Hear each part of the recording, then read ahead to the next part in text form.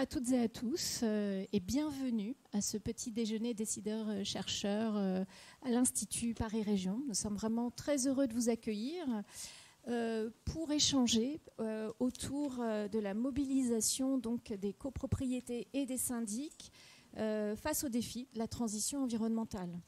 Alors, et déjà, je tiens à saluer que vous êtes très nombreux ce matin, ça fait très plaisir. Donc, on sent que c'est un sujet qui vous mobilise, en tout cas vous interroge. Donc, on est vraiment, une fois de plus, très heureux de pouvoir échanger avec vous aujourd'hui.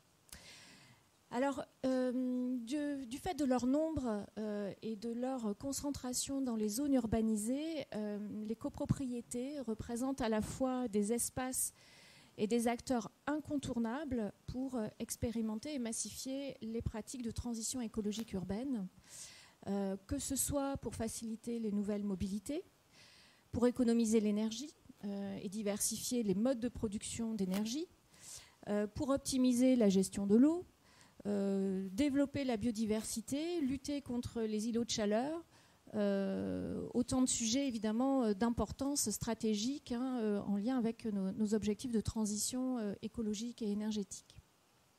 Or, les copropriétés témoignent de difficultés à dépasser les enjeux de gestion courante et à mettre en place des dynamiques de projet. Et face à ces difficultés, le syndic est identifié comme un partenaire clé pour la mise en œuvre des objectifs au niveau du parc de logement en copropriété. Alors l'Institut Paris Région mène de longue date différents travaux sur la question des copropriétés et de la rénovation énergétique, notamment au travers de la mobilisation de quelques-uns de ces départements habitat et société, département environnement urbain et rural, et également l'AREC, département énergie-climat. Alors, sans rentrer dans le détail, une liste trop longue de travaux, je voulais simplement peut-être remettre en avant quelques exemples de travaux d'études que nous portons, notamment la réalisation d'un suivi du parc des copropriétés en Île-de-France, et particulièrement des copropriétés dégradées ou fragiles.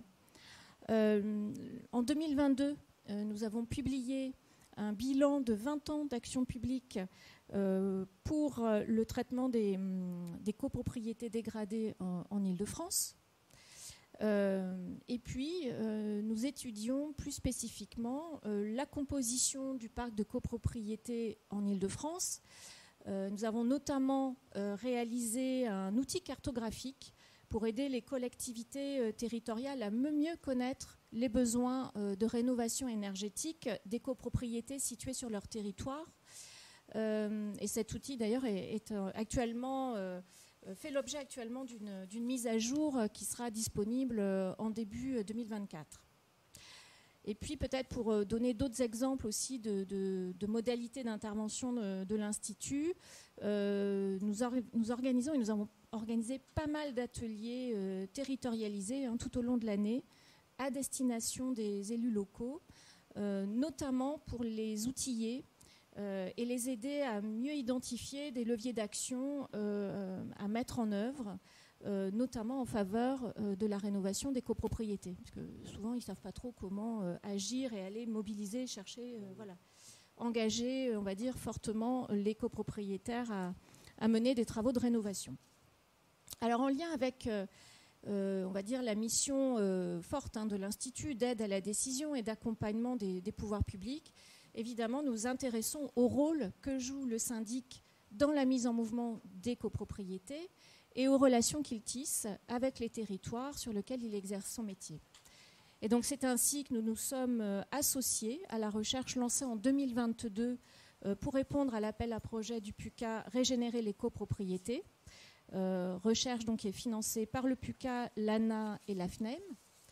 Et donc une équipe de recherche qui est pilotée par l'Institut Paris Région est constituée de Francisca Barnuzen et Anne-Claire Davy, donc toutes deux chargées d'études à l'Institut Paris Région, et de 3 chercheurs sociologues indépendants Sylvaine Le Garec, et donc je remercie, qui va intervenir également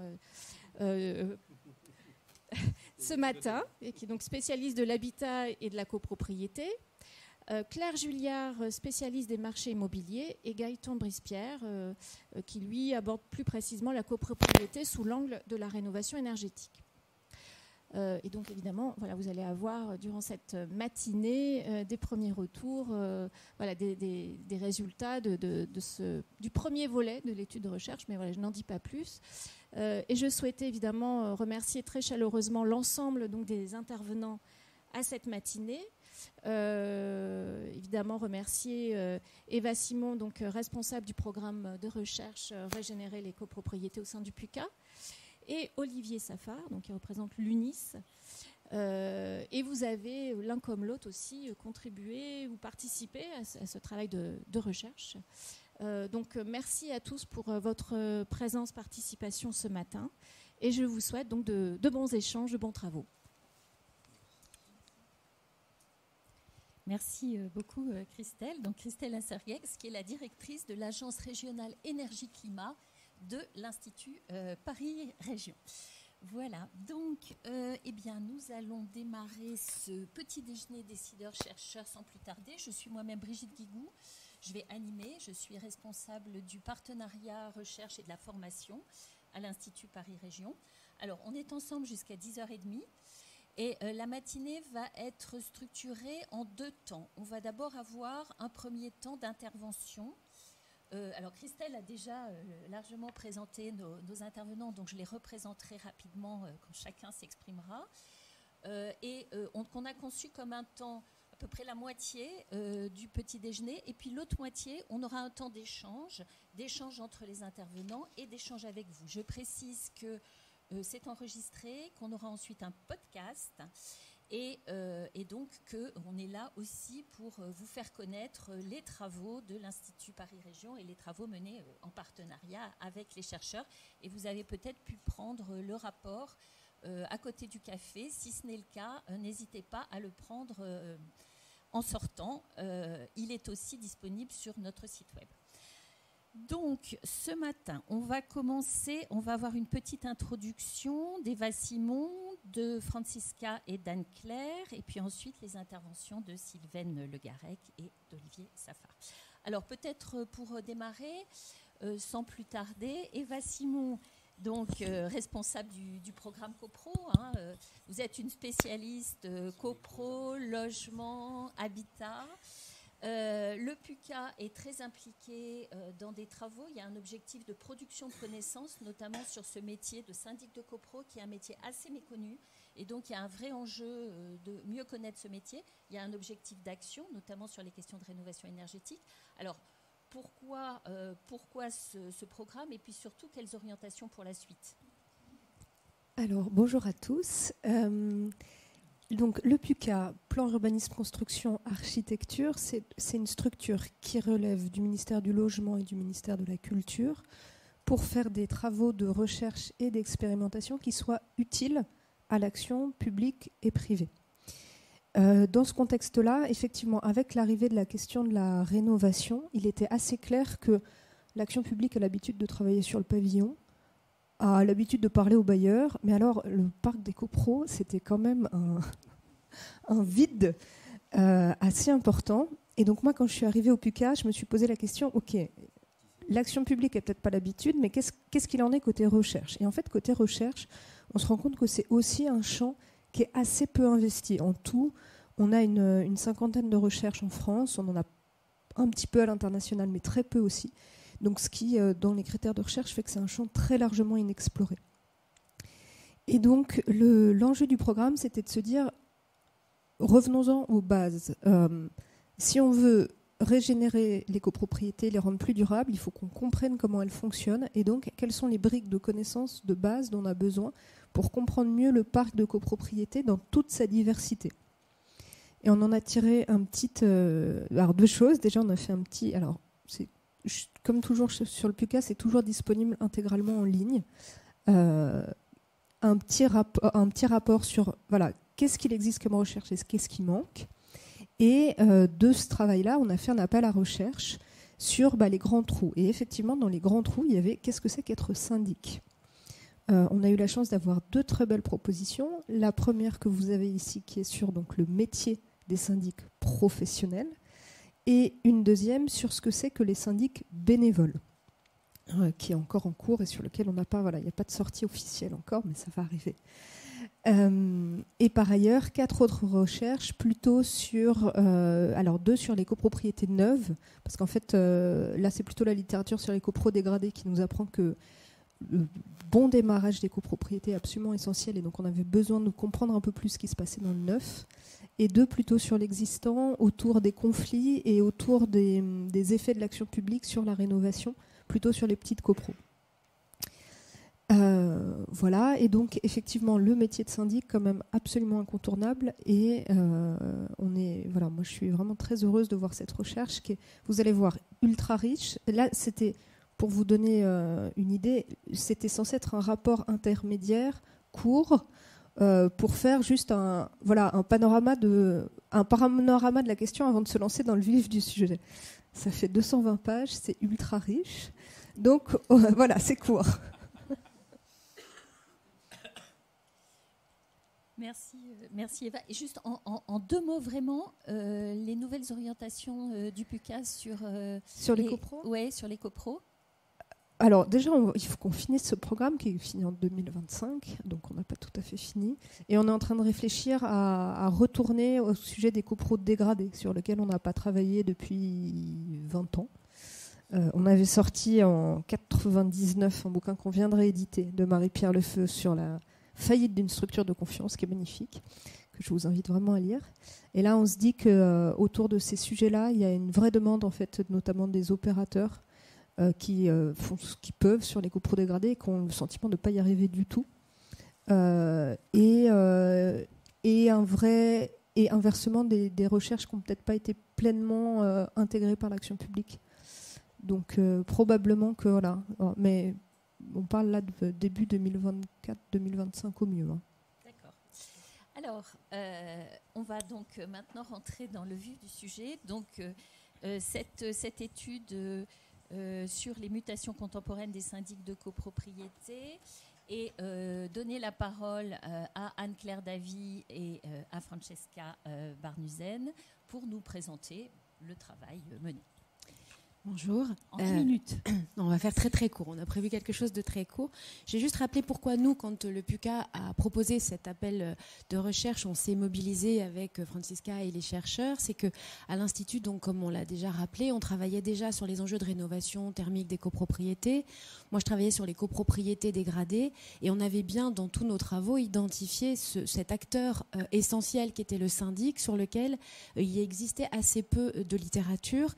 Et pour nous, il était important vraiment de comprendre ses contraintes, ses valeurs, sa façon de fonctionner, pour pouvoir voir comment, en tant que relais de l'action publique, on pouvait dialoguer, mieux comprendre comment on pouvait le mobiliser et l'intégrer dans les questionnements que peuvent se poser les collectivités, et notamment la région qui travaille et qui finance des opérations de réhabilitation des copros dégradés, et qui souvent se posait la question de savoir comment trouver un relais et des coopérations renouvelées avec ce monde professionnel. Donc pour répondre à cette question, on a eu un temps en 4 temps. On a d'abord mené une campagne d'entretien auprès des grands acteurs nationaux, des syndicats, des représentants de la profession. On a mené une 15aine d'entretiens. On a ensuite conduit une analyse socio-historique du groupe professionnel sur la constitution de ce groupe, les grandes étapes historiques de sa formation. Une phase statistique qu'on va vous présenter là rapidement, dont on va vous présenter les premiers résultats, qui incarne le début de la deuxième phase, puisque cette première phase était plus sur une analyse sociologique professionnelle du groupe. Et là, la deuxième phase, on va rentrer dans la question de la pratique quotidienne du métier. On a eu une 20aine d'entretiens auprès d'agences de syndics, cette fois, qui mènent le métier tous les jours dans les copropriétés. Et donc ça, c'est une deuxième phase qui est encore à paraître. Donc là, je vais vous donner juste quelques éléments en avance sur l'analyse statistique qu'on est en train de conduire avec Francisca à partir du registre national des copropriétés, dont vous connaissez tous à la fois les avantages, les atouts et les limites. Mais ça nous a permis d'essayer d'identifier et de retrouver un certain nombre de catégories que nous avons pu mener. Alors voilà, dans les entretiens qu'on a eus avec la profession, il s'est dégagé 3 segments de syndics, c'est-à-dire qu'autour de ce groupe professionnel, il y a plusieurs familles, on va dire, de syndics que nous avons détachés et qui semblent être celles, en tout cas dans lesquelles les acteurs semblent se reconnaître. Il y a d'abord la figure centrale, historique, qui reste largement majoritaire, des cabinets indépendants, qui sont vraiment les plus nombreux, qui ont des portefeuilles de taille très diverses, pouvant aller de quelques dizaines de lots à quelques dizaines de milliers de lots. Le plus gros, je crois que c'est quelques dizaines de milliers de lots. C'est vraiment la figure historique, avec des entreprises souvent d'origine familiale, dont le capital peut être resté familial, et qui représente un peu la figure historique du mandataire, de l'homme de confiance, des propriétaires du temps des immeubles de rapport. Enfin, il y a toute une filiation sur laquelle on est revenu Sylvaine dans l'analyse historique du groupe, et qui peuvent être tangents de la deuxième catégorie, qui est celle des groupes par leur taille, puisque certains grands cabinets familiaux sont désormais constitués de tailles qui peuvent les faire appartenir à la catégorie des groupes, qui est le deuxième segment que nous avons détaché, qui sont plutôt issus d'acteurs de la gestion immobilière, de la promotion, et que nous avons retenu pour ce groupe la définition de l'association Pluriance. On a considéré comme groupe ceux qui se revendiquent comme tels en adhérant à cette association. Elles se qualifient ainsi de groupe et elles assument cette appellation et elles ont une organisation collective qui les défend dans cette identité-là. Ils sont vecteurs de transformation des pratiques, mais on y reviendra peut-être au moment de parler des mutations du métier par rapport à la rénovation. Et ils amènent des différentes pratiques, notamment sur la question de la numérisation, sur la diversification des activités du syndic. Et ils sont souvent vraiment à la fois dans le syndic, mais aussi dans la transaction et dans la promotion. Donc c'est une autre approche de la question de la gestion de la copropriété qui n'est pas toujours centrale dans leur pratique. Et puis il y a ce qu'on appelle les nouveaux entrants, qui sont des acteurs arrivés plus récemment sur le marché de la gestion des copropriétés, autour de la question de la numérisation des services immobiliers. Ils sont de deux natures. Ils peuvent être issus de la profession et s'être numérisés, soit parfois en étant incubés par les groupes eux-mêmes, ou alors vraiment venus, comme Claire Julliard les appelle, des pure players, issus du numérique, cherchant un nouveau domaine d'application de leur technologie marketing et de ces nouveaux services qui essayent de s'insérer par la pratique par le renouvellement des pratiques numériques. Donc ces définitions qui ont été élaborées dans le cadre de l'enquête nationale nous ont permis d'essayer de regarder comment elles se répartissaient dans notre région Île-de-France. Donc on a fait une extraction des données du RNC au 1er septembre 2022 et on a essayé de regarder quel poids représentait chacun de ces segments. Donc le registre, c'est 122 197 copropriétés qui représentent près de 3,7 millions de lots principaux. Et on en a 66 000 qui sont avec un gestionnaire professionnel connu. Vous savez, toutes les difficultés qui fait que quand on a un syndic qui n'est pas connu dans le registre, ça ne veut pas dire que la copropriété n'a pas de syndic, ça veut dire que peut-être l'information n'a pas été mise à jour dans le fichier, il y a plein de raisons. Donc on s'est concentré sur l'analyse de ceux pour lesquels on avait l'information du mandataire et donc du syndic, et elle représente 55% du fichier du RNC. À l'intérieur de ce fichier, juste quelques données pour vous donner un aperçu quantitatif. Donc on a relevé 1179 structures distinctes de gestion des copropriétés immatriculées en Île-de-France. Et comme je vous le disais, ils sont vraiment les plus nombreux, 1110 cabinets indépendants, dont près de 300 sont quasiment uniquement parisiens. 10 groupes, Foncia, Nexity, Citia, Loiselet et Dègremont, Sergic, Immo de France, Oralia, Orpi, Crédit Agricole Immobilier, Dochez, avec donc vous voyez des histoires de groupes qui peuvent être très différentes. 11 nouveaux entrants, Syndic One, Bellman, Homeland, Hello Syndic, Le Bon Syndic, Eco Syndic, Syndic en ligne, Coprox, Click Syndic, The New Agency, Quartus Syndic. C'est intéressant on les cite parce que c'est intéressant d'avoir en tête le paysage. Certains n'existent plus, mais à l'époque, dans le registre, ils étaient encore présents et donc ils ont dû, voilà, on ne sait pas par qui. Il y a des nouveaux sortants. Et puis plus majoritaire, il y a des syndics sociaux qui sont issus des bailleurs sociaux directement ou qui ont un profil un peu atypique sur lesquels on ne s'est pas penché. Il y a des recherches qui pourront travailler sur ce syndic propre, mais nous, on ne les a pas mis dans notre champ. Il y avait des copros donc, gérés par des administrateurs judiciaires et il y avait quelques autres qui étaient notamment des sociétés de gestion de patrimoine tertiaire au sein desquelles il y avait quelques logements, mais qu'on n'a pas pris dans notre champ. Et nos analyses se sont vraiment concentrées sur les 3 segments que l'on vous a présentés et que Francesca maintenant va décrire plus précisément. Merci beaucoup Anne-Claire. Donc, pour continuer, nous avons donc analysé quelle était finalement la part des copropriétés en gestion professionnelle administrées par chacun de ces segments qu'Anne-Claire a présenté. Et donc, c'est ce que nous appelons ici les parts de marché. Et donc, on constate que les cabinets indépendants sont fortement majoritaires en Ile-de-France et gèrent plus de 3/4 du parc francilien en gestion professionnelle. Les groupes, eux, occupent une place minoritaire en comparaison avec les indépendants, mais on constate qu'ils gèrent en moyenne des copropriétés d'une taille un peu plus importante. Et donc finalement, quand on regarde par nombre de lots et pas uniquement par nombre d'immeubles, les groupes représentent quand même presque 1/4 des lots principaux en copropriété contre seulement 19% des immeubles. Donc cette différence aussi entre nombre de lots, nombre d'immeubles est important. Et donc ici, on voit que très clairement, les nouveaux entrants jouent un rôle très marginal par rapport aux deux premiers segments. Et par contre, ce qui est intéressant, c'est de voir qu'ils se positionnent en moyenne sur des copropriétés plus petites. Donc on y reviendra parce qu'on retrouvera un peu ce mécanisme aussi dans l'analyse un peu plus géographique. Et donc voilà. Et donc même si situe en dehors de notre périmètre, juste 2 mots sur les syndics sociaux. Donc eux, ils se positionnent au contraire sur des immeubles de grande taille.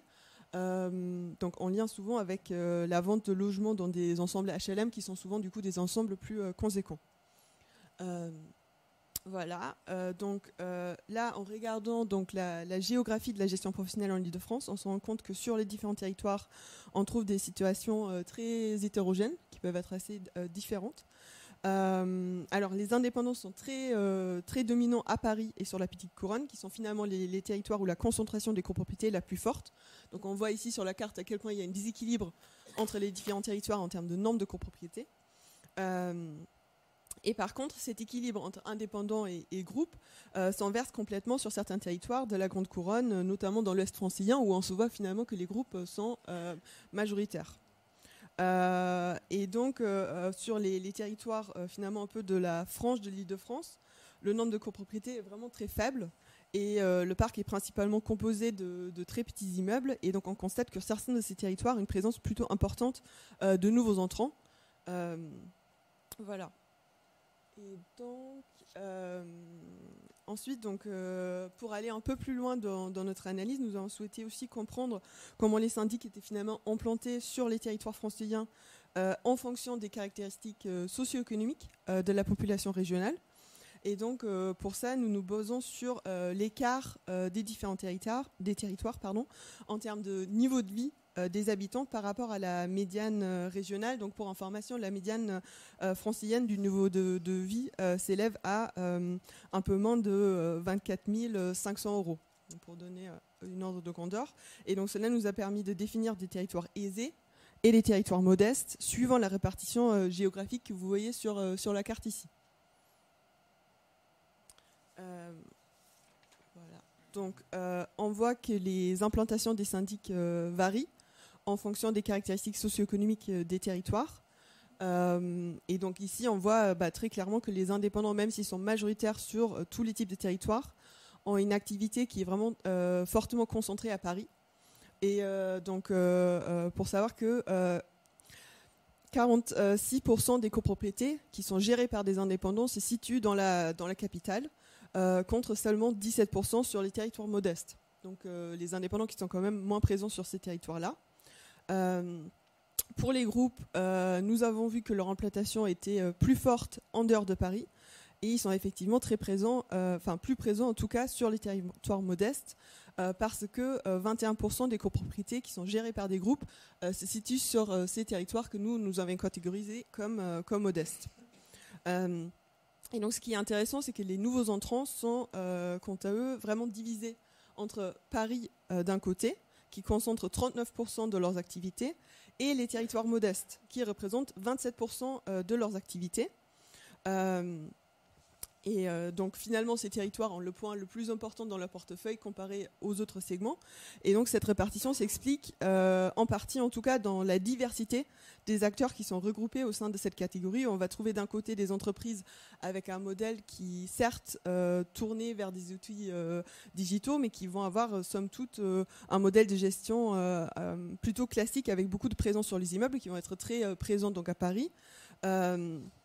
Et de l'autre côté du spectre, des entreprises qui emploient plutôt un argument du digital pour proposer des offres à bas coût, donc un peu les syndics low cost ou les syndicats en ligne, qui sont par conséquent attractifs pour des copropriétés modestes ou pour des très petites copropriétés qui ont souvent du mal à financer un syndic traditionnel, et donc ce qui explique leur implantation importante sur les territoires plus modestes. Donc voilà, c'était très rapide, mais pour vous donner un petit aperçu de ce que le registre des copropriétés peut nous raconter sur les syndics en Ile-de-France. Donc toute cette analyse sera bien entendu étoffée dans le cadre de la deuxième phase de notre recherche sur laquelle nous travaillons actuellement, et qui va vraiment s'intéresser à la manière dont le métier de syndic est exercé en Ile-de-France, dans toute la diversité du territoire, comme on a déjà pu le voir un petit peu aujourd'hui. Merci Francesca. Je précise que les PowerPoints seront disponibles aussi sur le site web ensuite. Alors, on ne va pas ouvrir le débat, mais vous réagissiez, monsieur Olivier Safar. Donc, vous êtes président de la commission copropriété de l'Union des syndicats de l'immobilier, l'UNIS, et vous êtes président de l'UNIS Île-de-France Grand Paris. Alors, je précise que je vais vous poser une petite question ponctuelle et ensuite on donnera la parole à Sylvain. Il n'y a aucun problème, ne vous inquiétez pas. Mais je voulais avoir juste votre réaction. Est-ce que finalement ces résultats confirment peut-être des intuitions? Alors, ou ces résultats, d'abord, il y a deux choses. Un, il y a les nouveaux entrants, mais j'ai entendu qu'on les appelait aussi les nouveaux sortants. C'est une réalité parce qu'au moment où vous avez fait l'étude, certains sont arrivés avec une nouvelle proposition et se sont rendus compte que ne faire que de la digitalisation sans rendre service à la clientèle qui sont les copropriétaires et en étant présents auprès d'eux, globalement, certains sont sortis du marché. Ça, c'est un premier point. Et c'est vrai qu'au départ, on s'est tous très inquiétés de cette vision, on va dire, numérique ou purement digitale de la gestion de syndic. Aujourd'hui, on sait que le digital est un outil obligatoire, nécessaire, qui permet de faire évoluer les choses, mais que la gestion humaine des copropriétés est aussi le point le plus important. Ça, c'est le premier point. Deuxième point, c'est être très clair sur la partie par rapport aux groupes et aux indépendants. Oui, on sait que les groupes sont présents. On nous a toujours dit, mais ils représentent 40 ou 45% du marché. C'est pas vrai. Ils représentent entre 20 et 25% du marché et de l'activité en région parisienne, en fonction soit du nombre de copropriétés, soit du nombre de lots. Et il est clair qu'ils sont beaucoup plus implantés dans les régions, on va dire, deuxième couronne francilienne que dans Paris. Même si on les voit dans Paris en première couronne, ils sont beaucoup plus, on va dire, moins sollicités en tout cas que les indépendants qui ont une proximité, qui est le point important pour moi en copropriété. Aujourd'hui, on ne peut pas gérer un immeuble sans connaître ses copropriétaires, sans être en relation avec son conseil syndical, sans être pas trop loin de lui. Si vous êtes effectivement très loin, vous allez vous retrouver avec une gestion qui n'est pas la même et qui n'est peut-être pas celle que demandent aujourd'hui les copropriétaires. C'est des points qu'il va falloir analyser ensuite sur la partie sociologique. Moi, j'ai vu une évolution de nos copropriétaires. De là où ils étaient auparavant, il y a une dizaine d'années, youpi, on va dire les choses, Young Urban Professional, c'est-à-dire ceux qui achetaient les appartements et qui s'installaient dedans et qui disaient l'assemblée de copropriétaires, c'est pour décider, mais il faut que ça dure 1 heure ou 1 heure et demie ou 2 heures max. Et ça, c'était il y a une dizaine d'années. Quand on l'a mis en place, des réunions en visio, en conseil syndical, des choses comme ça, ça a accéléré les choses. Aujourd'hui, on vient en arrière sur des relations plus importantes, sur des discussions, sur une proximité que l'on a redécouverte peut-être avec le Covid, parce que les gens se sont retrouvés un peu frustrés. Et aujourd'hui, ils reviennent en assemblée générale de façon plus importante et en physique. Et ça, c'est une nouveauté par rapport à ce que l'on avait vu il y a 3 ou 4 ans. Merci. Alors, on va poursuivre. Peut-être qu'on peut éteindre parce qu'on n'aura pas d'autres PowerPoint. Donc on peut peut-être. Est-ce que vous pouvez essayer, éteindre. On va tout éteindre comme ça. Ça sera plus calme, on va dire. Alors, on va poursuivre. On va poursuivre avec Sylvaine Le Garec. Donc Sylvaine, vous êtes sociologue indépendante, vous êtes spécialiste de l'habitat et de la copropriété et vous avez fait partie donc, de l'équipe qui a répondu à l'appel à recherche du PUCA. Vous avez publié votre thèse il y a maintenant plus d'une dizaine d'années sur les questions de copropriété en difficulté, sur la démolition d'un grand ensemble en copropriété. Ça s'intitulait « Une réponse urbaine à un problème de gestion », point d'interrogation. Donc, les Bosquets à Montfermeil, sous la direction de Christine Lelevrier. Donc, vous allez finalement nous parler, au travers avec une approche un peu historique, des syndics de copropriété. Qui sont-ils? Quelles sont les principales évolutions récentes du métier? Et en quoi et comment, et c'est ça aussi qui nous intéresse, sont-ils des interlocuteurs pour les pouvoirs publics, pour l'État, pour les différents ministères, mais aussi pour les collectivités locales, qui sont des acteurs importants en matière notamment de rénovation énergétique? Oui. Donc en effet, on s'est intéressé dans le cadre de cette phase 1 de notre recherche aux syndics en tant que groupe professionnel, c'est-à-dire comment ils se sont constitués en groupe professionnel, reconnus à la fois de leur public, reconnus comme un métier à part entière et reconnus également par les pouvoirs publics et notamment l'État. Donc, qui sont les syndics de copropriété? La première chose à retenir, c'est qu'en fait, c'est une profession très récente. Pourquoi? Parce qu'en fait, la copropriété elle-même est un objet très récent.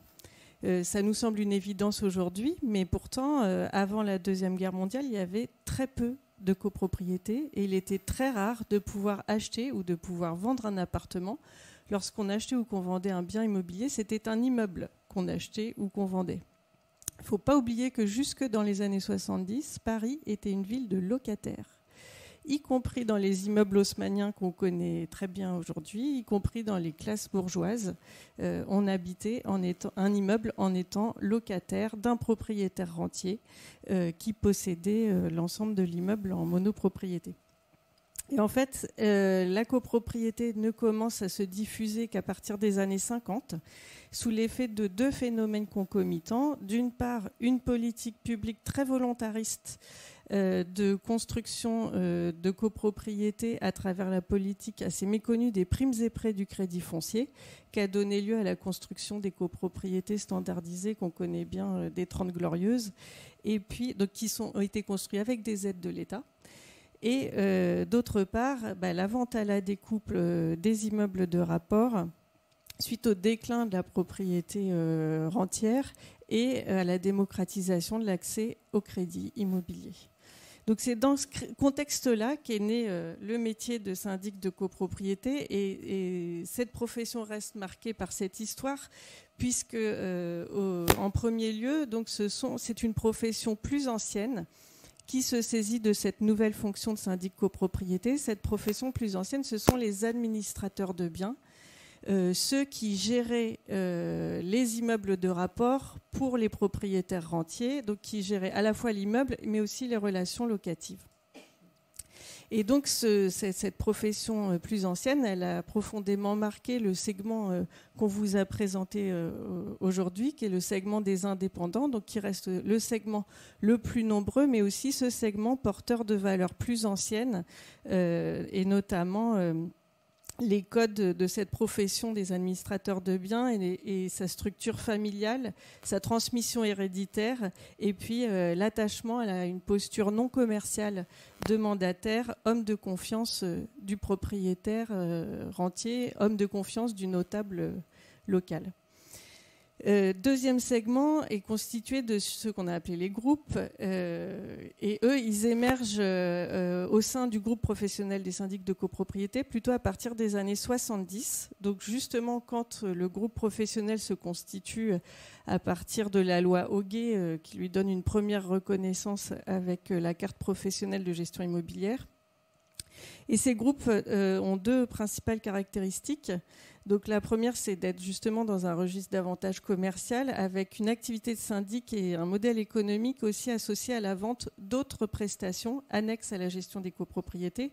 Par exemple, Foncia, le principal leader de l'activité en tant que groupe, se développe aussi avec le développement et la diffusion d'un logiciel informatique adapté à la gestion des copropriétés, ou Nexity, autre leader aujourd'hui, s'est développé à partir du rachat d'un groupe préexistant qui avait été fondé par le chauffagiste Dalkia, qui voyait dans l'activité de syndic de copropriété une façon aussi de vendre d'autres prestations que la gestion de copropriété. Et la seconde caractéristique des groupes, c'est d'axer leur stratégie de développement sur la croissance externe, c'est-à-dire le rachat de cabinets indépendants. Troisième segment que nous, on a choisi d'appeler les nouveaux entrants, parce qu'il faut rappeler qu'on a quand même commencé notre recherche en pleine campagne de publicité Bellman. Et donc...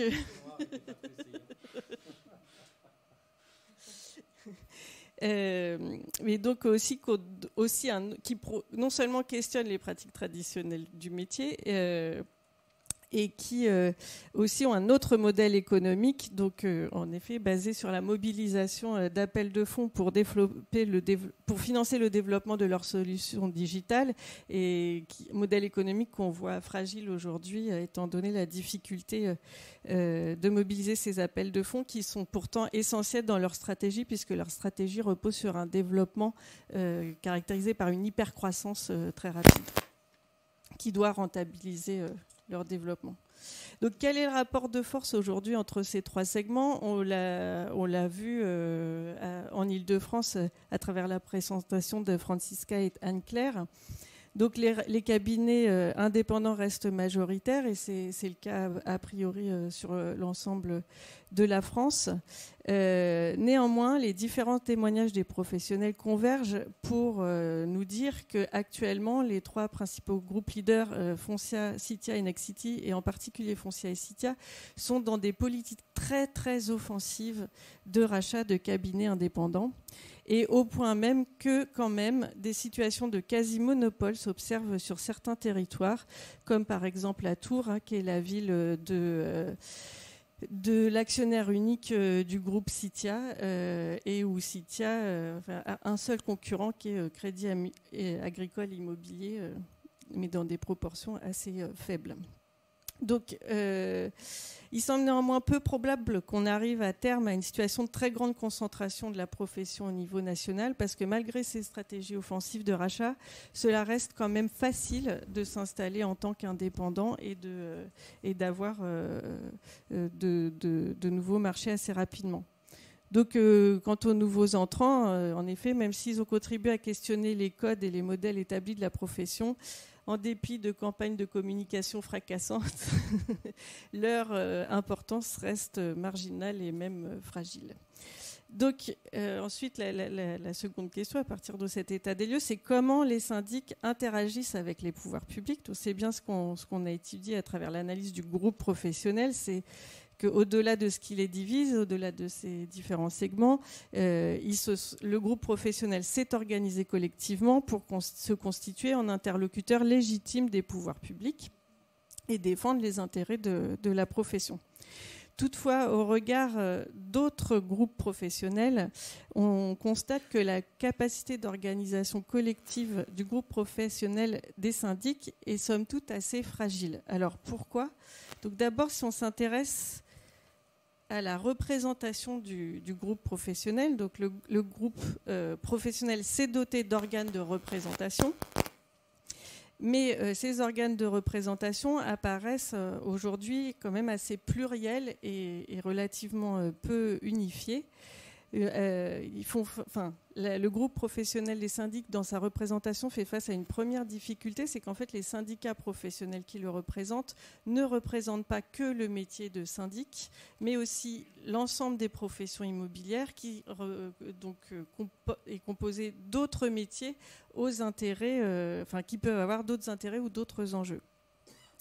La deuxième difficulté dans sa capacité de représentation, c'est qu'il n'existe pas un seul syndicat des professions immobilières qui pourrait constituer un interlocuteur unique, mais plusieurs syndicats professionnels, avec trois principaux syndicats, l'UNIS, que représente Olivier Safar, l'AFNAIM et plus marginalement le SNPI. Troisième difficulté, c'est que ces syndicats professionnels ne représentent pas l'ensemble du groupe professionnel, puisque si on regarde les adhésions à ces syndicats, le livre blanc de la FNAIM et de l'UNIS publié en 2010 signalait que 40% des professionnels de l'immobilier n'adhéraient à aucun syndicat professionnel et que d'autre part, ce sont les directeurs d'agence, les représentants des personnes morales qui sont les adhérents, mais pas l'ensemble des professionnels salariés qui exercent le métier sur le terrain. Quatrième difficulté, mais c'est en partie en lien avec ce que je viens de dire, c'est que le paysage de la représentation s'est encore complexifié récemment, avec en plus des 3 syndicats professionnels, 2 nouvelles associations professionnelles. Donc l'ANGC, qui représente justement les gestionnaires de copropriété qui ne sont pas directement représentés dans les syndicats, et Pluriance, dont l'objet est de représenter spécifiquement l'intérêt des groupes. À ça, il faut aussi ajouter que certains grands groupes parviennent à avoir des accès directs au pouvoir public. Par exemple, j'ai vu récemment que le PDG du groupe Foncia avait eu un rendez-vous avec le ministre. Et on peut parler aussi de l'actionnaire unique de Citia, Philippe Briand, qui a été longtemps député et même ministre pendant 3 semaines.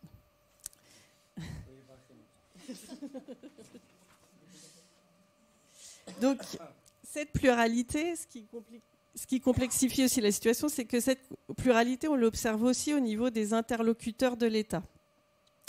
Puisque la profession de syndic a en effet la particularité d'avoir 3 ministères de tutelle différents. Le ministère de la Justice et le ministère du Logement qui se partagent la responsabilité de la loi du 10 juillet 1965 qui régit le fonctionnement des copropriétés. Et puis aussi le ministère de l'Économie et des Finances au titre de la loi Hoguet qui régit les professions immobilières. Donc à ces ministères, il faut ajouter les agences d'État, et notamment l'ANA et l'ADEME, qui sont chargées de mettre en œuvre les politiques d'amélioration de l'habitat et d'accompagnement des copropriétés fragiles et en difficulté, et puis plus globalement la transition écologique et énergétique. Donc, on voit bien qu'on est dans cette relation entre État et groupe professionnel des syndics. On est plus dans une conversation entre de multiples acteurs qu'il faut coordonner que dans un dialogue bilatéral. Et ce, d'autant que le groupe professionnel des syndics doit aussi composer avec d'autres acteurs professionnels qui ont aussi acquis une posture légitime sur le sujet de la copropriété, et notamment dans la négociation de la fabrication du droit de la copropriété. Et c'est notamment le cas des professions juridiques spécialisées dans le droit de la copropriété et qui sont représentées au sein de la CNEC, la Chambre nationale des experts de copropriété, et du GRECO, et puis aussi des associations de copropriétaires qui ont émergé à partir des années 80, telles que la CLCV ou l'ARC, et qui participent aussi à ces négociations et cette fabrication du droit de la copropriété. Alors, dans la négociation de cette conversation plurielle, enfin dans la coordination de cette conversation plurielle, des progrès notables, d'après les témoignages, ont été réalisés ces dernières années à travers une nouvelle instance qui a été créée par la loi Allure en 2014, qui est le CNTGI, le Conseil national de la transaction et de la gestion immobilière, qui, après quelques débuts un peu chaotiques, est aujourd'hui arrivé à être vraiment une instance de concertation et de coordination des acteurs, qui parvient même, donc sous la houlette d'un éminent professeur de droit de la copropriété, enfin sous la présidence de ce professeur, qui arrive même à dégager des consensus. Néanmoins, il apparaît que malgré cette coordination qui s'améliore, les pouvoirs publics, et notamment le ministère de la Justice, restent peu à l'écoute des consensus qui se dégagent au sein de cette instance. 5 minutes, ouais, parfait. Donc, ce qui en effet ressort des témoignages de nos interlocuteurs, c'est que les relations entre l'État et le groupe professionnel des syndics est notamment marquée par une défiance réciproque. Donc, défiance qui est aussi liée justement ce caractère récent de ce groupe professionnel, qui a été marqué dans sa constitution par de récents scandales qui ont été assez relayés, enfin tout à fait relayés par la presse, et qui ont marqué l'image de la profession et ses relations avec les pouvoirs publics. Donc notamment l'affaire Technique Plastique qui a animé les médias pendant une dizaine d'années sur le scandale des rétrocommissions des syndics en Île-de-France. Et puis plus récemment, l'affaire déclenchée par la faillite du grand groupe Urbania qui a été dans l'incapacité de restituer les fonds des copropriétés gérées qu'il avait placés sur des placements douteux. Donc ces scandales ont été à l'origine d'une activité législative d'encadrement de la profession de syndic des copropriétés par l'État, et notamment de tout un ensemble de mesures comme l'obligation du compte séparé, le contrat type, qui ont été mises en place par la loi Allure en 2014, qui a eu un article spécifique sur la moralisation de la profession de syndic. Et cette défiance, elle est aussi marquée par du coup un assez faible degré de régulation, d'autorégulation du groupe professionnel, puisque l'accès au groupe professionnel, en dépit de la carte professionnelle qu'il est nécessaire d'avoir pour avoir une activité de syndic de copropriété, l'accès au métier est quand même assez facile, assez aisé, puisqu'il n'y a pas de diplôme, de conditions de diplôme spécifiques à l'activité. La réponse est oui, obligatoire. Oui, c'est ça, c'est le problème de la carte professionnelle. Oui, mais il n'y a pas un diplôme spécifique qui conditionne, il n'y a pas un diplôme de syndic de copropriété, c'est de diplôme il y a plusieurs diplômes plus généraux. Ouais. Mais c'est le problème de la carte professionnelle. Donc seuls les représentants de la personne morale qui exerce l'activité de syndic doivent la demander. Par contre, les collaborateurs sont quand même soumis normalement à une obligation d'avoir une attestation professionnelle.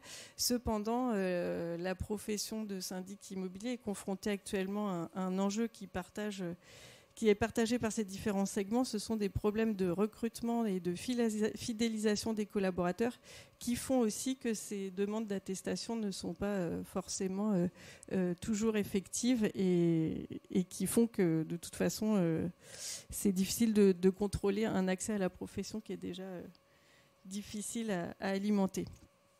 Et puis donc parmi les dispositifs qu'avait mis en place la loi Allure pour améliorer les relations de confiance qui pouvaient y avoir et entre les pouvoirs publics et les syndics, et aussi pour améliorer l'image professionnelle de ce groupe professionnel. Il y avait donc une commission de sanctions et de discipline qui a été acté en 2014, mais qui attend toujours des moyens financiers et humains pour être mis en place effectivement.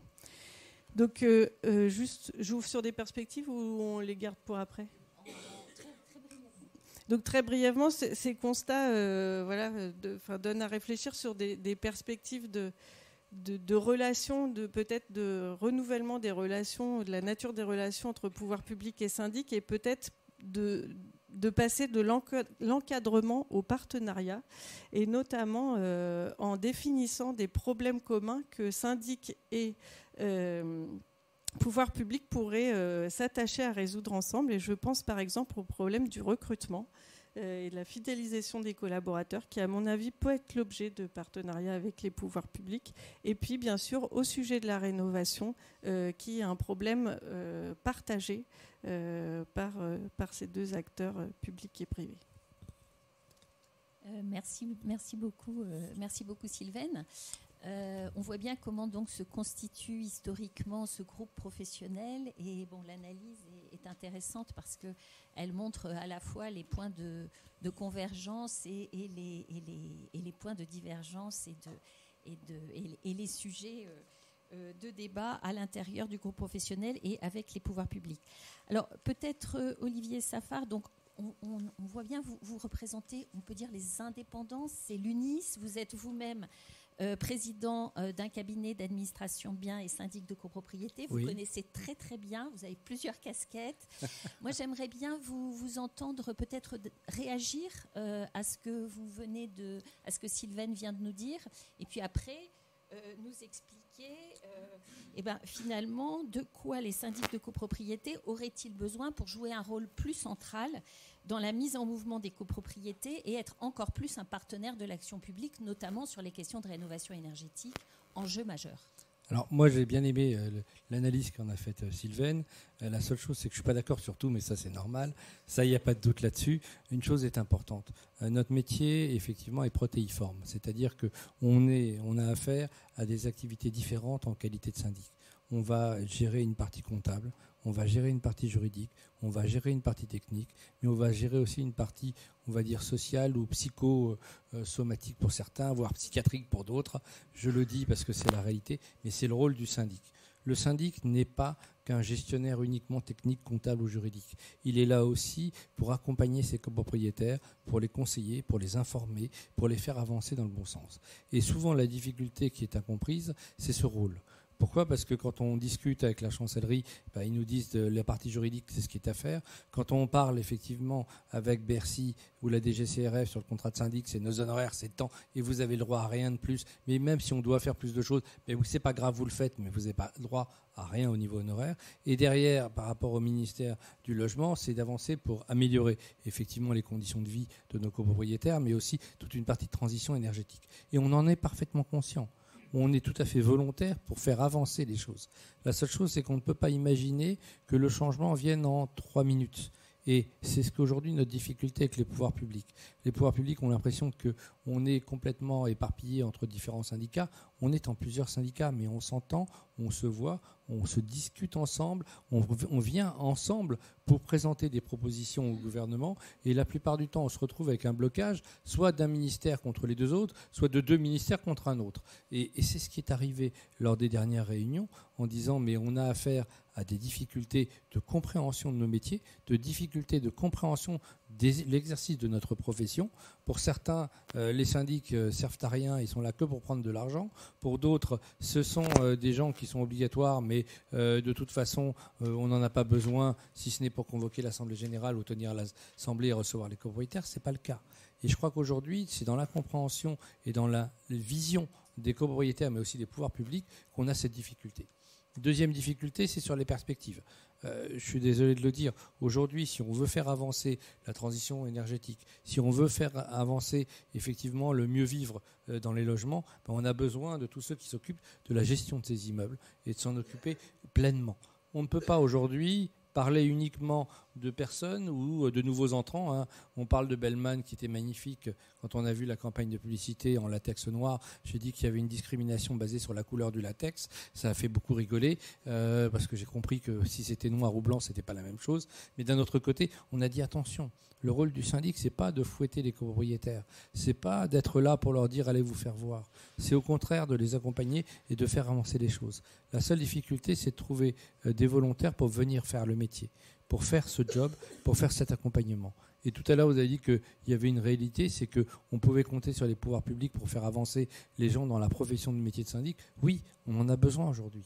On a besoin de formations complémentaires, on a besoin, et on a des professeurs de droit, et on a des écoles spécialisées là-dedans, mais on a surtout besoin de faire venir des volontaires. C'est un métier dans lequel on travaille, dans lequel il y a beaucoup de choses à faire, dans lequel il y a des relations, il y a de la compta, il y a du droit, il y a de la technique. La seule difficulté, c'est que les gens parfois ne connaissent pas le métier ou ont peur, effectivement, de passer beaucoup de temps. Et c'est vrai que quand vous avez une assemblée de copropriétaires, dans nos 80% des cas, les assemblées, c'est le soir à 18h. Et quelques assemblées générales en journée. Oui, j'en ai quelques-unes, mais pas tant que ça. Et quand on propose aux copropriétaires de faire les assemblées générales en journée, leur réponse est « moi, je travaille ». Et je l'entends et on répond « nous aussi ». Et la question, c'est que souvent, on arrive à décaler à 17h ou à 16h, mais pas à 14h ou à 9h.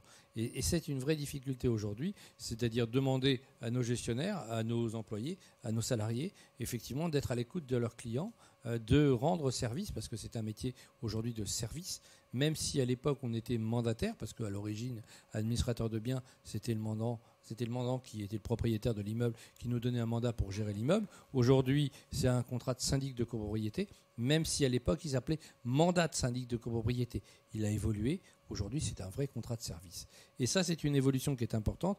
Et aujourd'hui, on n'est pas considéré, on n'est pas rémunéré pour faire le boulot. Et ça, c'est une deuxième difficulté. Et je vais y revenir. Pourquoi ? Parce qu'aujourd'hui, on a un contrat de syndic type qui a été validé, effectivement, suite à la loi Allure par un décret de 2015. Il est très clair, il donne des prestations qui sont à réaliser dans les parties obligatoires et ensuite des prestations complémentaires avec des honoraires. La seule chose, c'est qu'effectivement, entre-temps, on a rajouté du travail au syndic. On le sait. Il y a de la gestion complémentaire de la partie technique de la rénovation énergétique. Il y a certains immeubles un peu plus compliqués, des copropriétés dégradées, on en a parlé tout à l'heure, avec la mise en place de plans de sauvegarde, d'intervention dans le cadre d'OPA ou dans le cadre d'ORCODE. Et là, bien évidemment, les honoraires du syndic qui ne sont pas prévus dans le contrat. Et donc, on va se retrouver avec des difficultés parce que ce qui n'est pas prévu normalement, le syndic n'a pas le droit de le prendre. Et s'il ne le fait pas, à un moment, on n'arrivera pas à sortir nos copropriétés dégradées de ces difficultés. De l'autre côté, on ne fera pas avancer la rénovation énergétique parce que rémunérer un syndic pour préparer un projet de rénovation énergétique, c'est en moyenne 3 ans de boulot. Et si c'est 3 ans de boulot pour le rémunérer parce qu'il a fait 2 réunions ou 3 réunions de présentation de 18h à 20h, c'est-à-dire globalement 6 heures de boulot alors que derrière, il en a fait 40 ou 50 heures pour arriver à présenter les choses, ça ne va pas aller. Et aujourd'hui, on se rend compte que les blocages viennent aussi de cette partie-là. Un boulot de syndic, ce n'est pas un boulot de 6 mois ou d'1 an. Ce n'est pas juste j'expédie les affaires courantes. Je dois effectivement gérer les difficultés courantes, mais je dois aussi engager la copropriété sur un chemin qui va être de 5 ans ou de 10 ans. Et cette vision-là, aujourd'hui, on commence à l'apercevoir. On ne la voyait pas il y a 5 ou 10 ans, parce qu'à l'époque, il considérait que le syndic il était là que pour gérer l'Assemblée générale, les copropriétaires, réparer les fuites et s'assurer qu'il avait bien remplacé le code de l'entrée tous les ans et pas uniquement tous les 5 ans. Ça, c'était les différents reproches. Aujourd'hui, ce n'est pas ce qu'on nous demande. Ces points-là, ils sont toujours là. Ils sont sur l'utilisation du syndic de tous les jours. Mais aujourd'hui, on nous demande d'analyser les choses, de mettre en place un plan pluriannuel de travaux, d'estimer effectivement ce qu'il va falloir faire sur les 5 ou 10 prochaines années et surtout d'accompagner nos copropriétaires sur cette démarche. Et c'est cet accompagnement qui est aujourd'hui difficile à comprendre, difficile à valoriser, difficile d'abord de former nos collaborateurs pour être effectivement, 1, à l'écoute de leurs copropriétaires, mais 2, dans l'accompagnement de ces copropriétaires. Comment vous êtes dans l'accompagnement à la fois des collaborateurs, du personnel et puis des copropriétaires ? Alors, pour accompagner les copropriétaires, il faut d'abord avoir formé le personnel. Si vous n'avez pas formé votre personnel, ce n'est pas la peine. Aujourd'hui, on a des gestionnaires, des assistants, des comptables, que ce soit en copropriété ou même en gestion locative. Mais si vous ne leur avez pas expliqué les nouveaux textes, les nouvelles règles, les nouvelles façons de travailler, ça ne marchera pas. Donc ça veut dire qu'au départ, il faut commencer par les former, par leur expliquer qu'on a des nouvelles façons de faire, qu'on a mis en place toute une partie de rénovation énergétique. Quand on a commencé effectivement sur la partie rénovation énergétique, le premier dossier qu'on a pu gérer chez nous, c'était en 2010. Et à l'époque, l'Agence parisienne du climat n'avait pas été créée, elle a été créée 2 ans après, et on avait lancé le premier dossier d'une complexité extraordinaire. C'était le premier éco-PTZ qui démarrait en 2011, donc on avait lancé les choses. Mais une galère, un enfer, parce que rien de fléché, rien d'organisé, rien de fait. Aujourd'hui, on a formé nos gestionnaires, on a formé nos équipes. Les formations ont été faites tant à l'UNIS qu'à la FNAIM gratuitement pour tous les gestionnaires qui sont inscrits et qui ont pu effectivement avoir entre 2 et 3 jours de formation complète sur toute cette partie rénovation énergétique. Si vous ne les formez pas, ils ne peuvent pas aller l'expliquer aux copropriétaires. Parce que derrière, il y a toute une partie de gestion. Oui, si on peut fermer la porte derrière, comme ça on n'aura pas le bruit de tous ceux qui rentrent pour prendre le café et prendre les dernières chouquettes qui restent peut-être. On va éviter. Merci Christelle. Et bien évidemment, derrière, vous comprenez que si vous n'avez pas fait cette formation, eux ne peuvent pas donner cette information et ne peuvent pas faire avancer les choses. Et donc, on a une difficulté globalement, c'est de se dire que la temporalité de la copropriété n'est pas la même que la temporalité que nous demande le gouvernement. Il nous demande d'avancer très rapidement entre 2 ans et 3 ans. Nous, on le sait très bien aujourd'hui, c'est que globalement, pour arriver à faire former nos gestionnaires, c'est en moyenne 2-3 ans. Pour qu'ils expliquent à leurs copropriétaires, c'est aussi 2 ans. Et pour qu'ils acceptent les projets de rénovation énergétique, c'est 2 ans. Donc on est parti sur 4-5 ans de temporalité avant de faire avancer les choses. Et ça, c'est toujours le temps long de l'immobilier. Vous savez que quand on achète un bien immobilier, on fait son calcul en prenant des crédits sur 10, 12, 15 ans, voire 20 ans. N'imaginez pas qu'en 2 ou 3 ans, tout va changer. C'est une période plus longue, mais il faut l'organiser, expliquer, informer, dédramatiser les choses, parce que souvent, certains sont dédramatisés, mais surtout, il faut rémunérer les gens qui vont accompagner toutes ces copropriétés et ces copropriétaires correctement, et derrière, trouver des financements. Parce que vous ne pourrez pas lancer les gens sur des travaux qui sont parfois entre 20, 25 000, 30 000, 35 000 ou 45 000 euros par logement. Ce n'est pas des petites sommes. Pour certains appartements, c'est colossal. Pour certains propriétaires qui sont modestes, très modestes ou même intermédiaires, c'est beaucoup d'argent. Et ils sont endettés la plupart du temps. Vous rajoutez un endettement complémentaire, il faut arriver à des financements. Alors l'éco-PTZ, c'est très bien.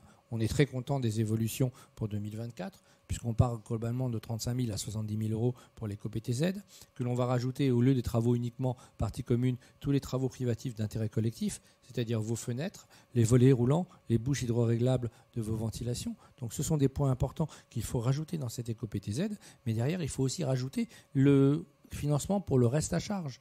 Aujourd'hui, on a 2 banques, la Caisse d'épargne d'Île-de-France et Domo Finance. C'est tout. Donc, c'est-à-dire qu'aujourd'hui, vous avez besoin d'aller chercher des financements pour vos copropriétés, personne ne vient.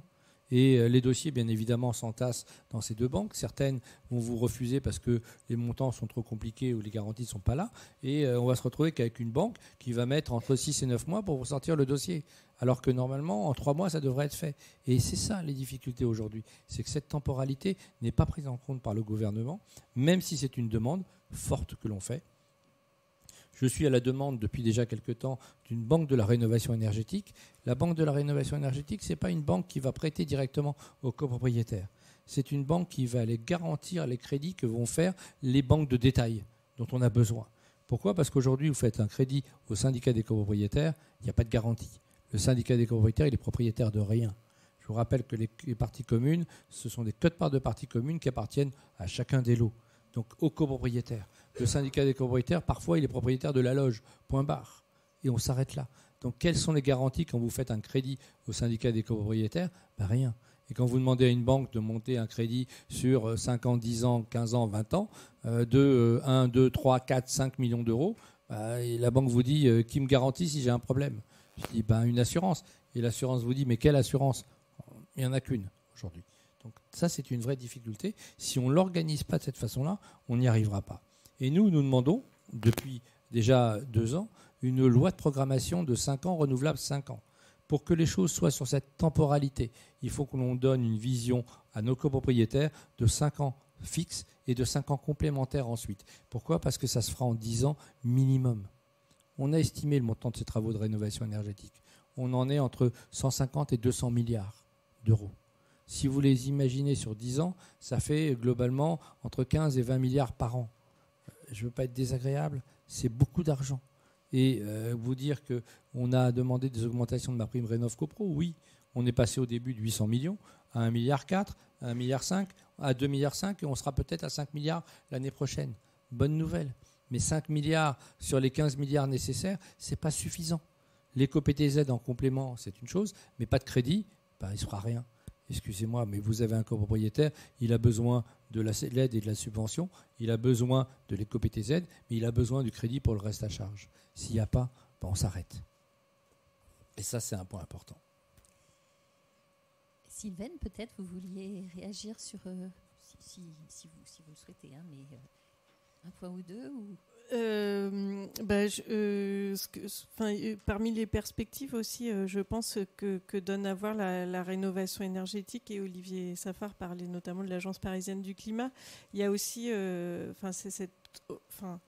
ce sujet de la rénovation énergétique, on voit que ça fait naître de nouvelles relations entre pouvoir public et syndics de copropriété.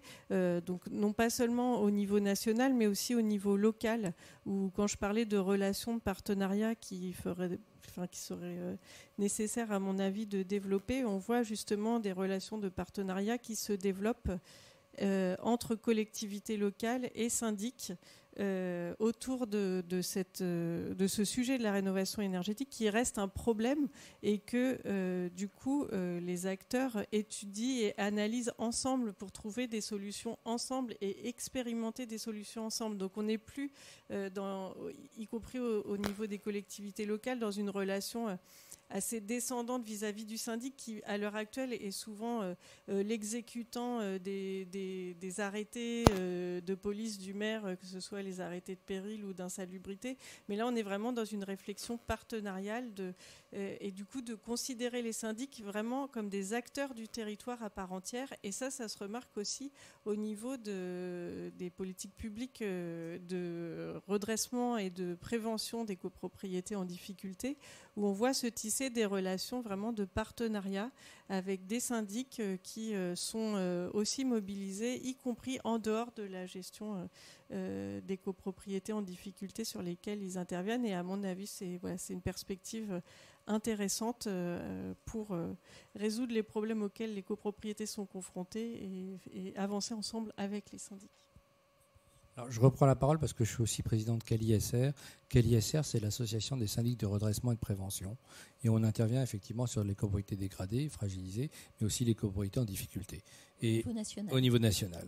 Et on se rend compte effectivement que là, on a beaucoup plus de rapports avec les pouvoirs publics. On est entendu différemment parce que quand on intervient sur une copropriété qui est en plan de sauvegarde, parce que vous êtes le syndic, ou qui est dans une copropriété qui est aujourd'hui dans un cadre hors code parce que vous allez avoir une difficulté sérieuse de requalification urbaine et qu'il va falloir peut-être en démonter ou en démolir une, comme ce que Sylvain avait analysé à l'époque, mais ça existe, il y en a aujourd'hui. Et on se rend compte qu'on a de plus en plus de relations avec les pouvoirs publics, mais que là, on est considéré différemment. Parce qu'on intervient sur une partie aussi sociale et gestion sociale de la copropriété et on va dire, une relation avec le préfet différent. Parce que d'un seul coup, s'il y a une difficulté dans la copropriété, ça peut monter très vite. Quand on vous parle du quartier Pisevin à Nîmes, vous en avez tous entendu parler. Quand la CRS 8 elle arrive, je suis désolé de le dire, en qualité de président de CALISR, le préfet, enfin la préfète, puisque c'est là-bas, me passe un coup de fil ou un SMS en disant attention, difficulté dans cette partie-là, parce qu'on est en hors code d'intérêt national. Et donc, bien évidemment, on va avoir des vraies difficultés de maintien de l'ordre et on va dire, d'application des lois républicaines. Et c'est aussi le rôle du syndic d'être là pour gérer les immeubles, pour faire attention aux différents occupants, mais ce n'est pas notre capacité complète de tout ça. Nous, on est là pour gérer l'immeuble, pour redresser les copropriétés, pour essayer de trouver des solutions, mais on ne peut pas le faire sans les pouvoirs publics. Et dans ces cadres-là, on sait que les pouvoirs publics sont présents, nous accompagnent. Sur des plans de sauvegarde, on a même droit à des aides complémentaires pour faire les études. Là, on a un plan de sauvegarde à Aulnay.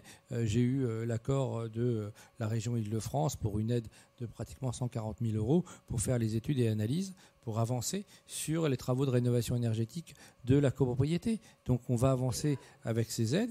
Alors ces aides, ce n'est pas que pour le syndic, que les choses soient très claires. C'est pour, bien évidemment, Archi, AMO et différents points. Mais vous voyez, ce sont quand même des sommes importantes. Et ce n'est pas des 1 000 € ou des 10 000 € qu'il faut. C'est 140 000 € qu'il faut pour faire une étude, une vraie analyse et faire avancer ces copropriétés-là. Et derrière, sans ça, on ne fait rien. Et ça, c'est le rôle, effectivement, du syndic, d'être là avec la commune, avec le département, avec la région, et de mettre tout le monde en commun pour les faire avancer. Ça va être aussi une évolution, effectivement, du métier de syndic aujourd'hui, avec une augmentation de la fragilisation des copropriétés suite à tous ces travaux à réaliser. Et on va avoir probablement une augmentation importante de nos copropriétés fragiles. Alors, avant de vous donner la parole, peut-être juste à la salle, je me tourne vers mes collègues. Est-ce que Anne-Claire ou Francisca, vous avez une remarque, peut-être aussi sur cette question du lien avec les collectivités, qui pour nous est très important ici à l'Institut Paris Région? J'avais un peu une question, mais effectivement, je rebondis sur l'intervention de la région, qui en effet a été la première à imaginer une aide à la gestion Donc je serais preneuse de votre retour sur cette innovation qui consiste à surfinancer le temps de gestion du syndic quand il prend en charge une de ses copropriétés et qui n'existait pas dans d'autres cadres. Et sinon, j'avais une question moi, plus générale. Oui, il y a surtout l'ANA. Maintenant, l'ANA finance aussi ça, mais c'est la région qui est la première à proposer ce type de surfinancement de la gestion avant le plan initiative copropriété. Et j'avais une question plutôt sur les capacités à faire. La ville de Paris l'a fait aussi à l'époque. Et la ville de Paris, encore plus ancien ? Oui, c'est la ville de Paris au départ qui avait lancé les choses. Je vais avoir l'air c'est pas grave, vous inquiétez pas. En tout cas, mon questionnement, voilà. Mon questionnement, c'était de savoir si ça vous paraissait... À l'époque, c'était il y a très longtemps, et ils étaient intervenus que sur des copropriétés très dégradées, avec uniquement dans des enrues à l'époque. Ma question, c'était ça. C'était est-ce que ce type d'intervention, est-ce que ce type d'aide pour vous est significatif et produit les effets qu'on en espère ?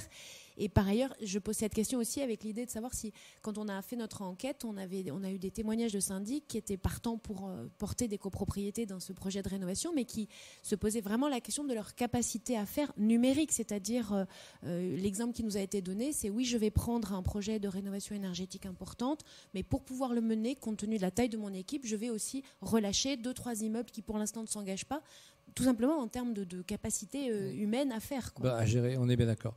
Alors aujourd'hui, on a effectivement des aides qui existent. Le seul problème, c'est que, elles ne sont pas assez nombreuses, et ça c'est un premier point, et que deuxième point, elles sont toujours payées avec beaucoup de retard. Quand je dis « payées avec beaucoup de retard », c'est dans certains cas, elles ne le sont pas.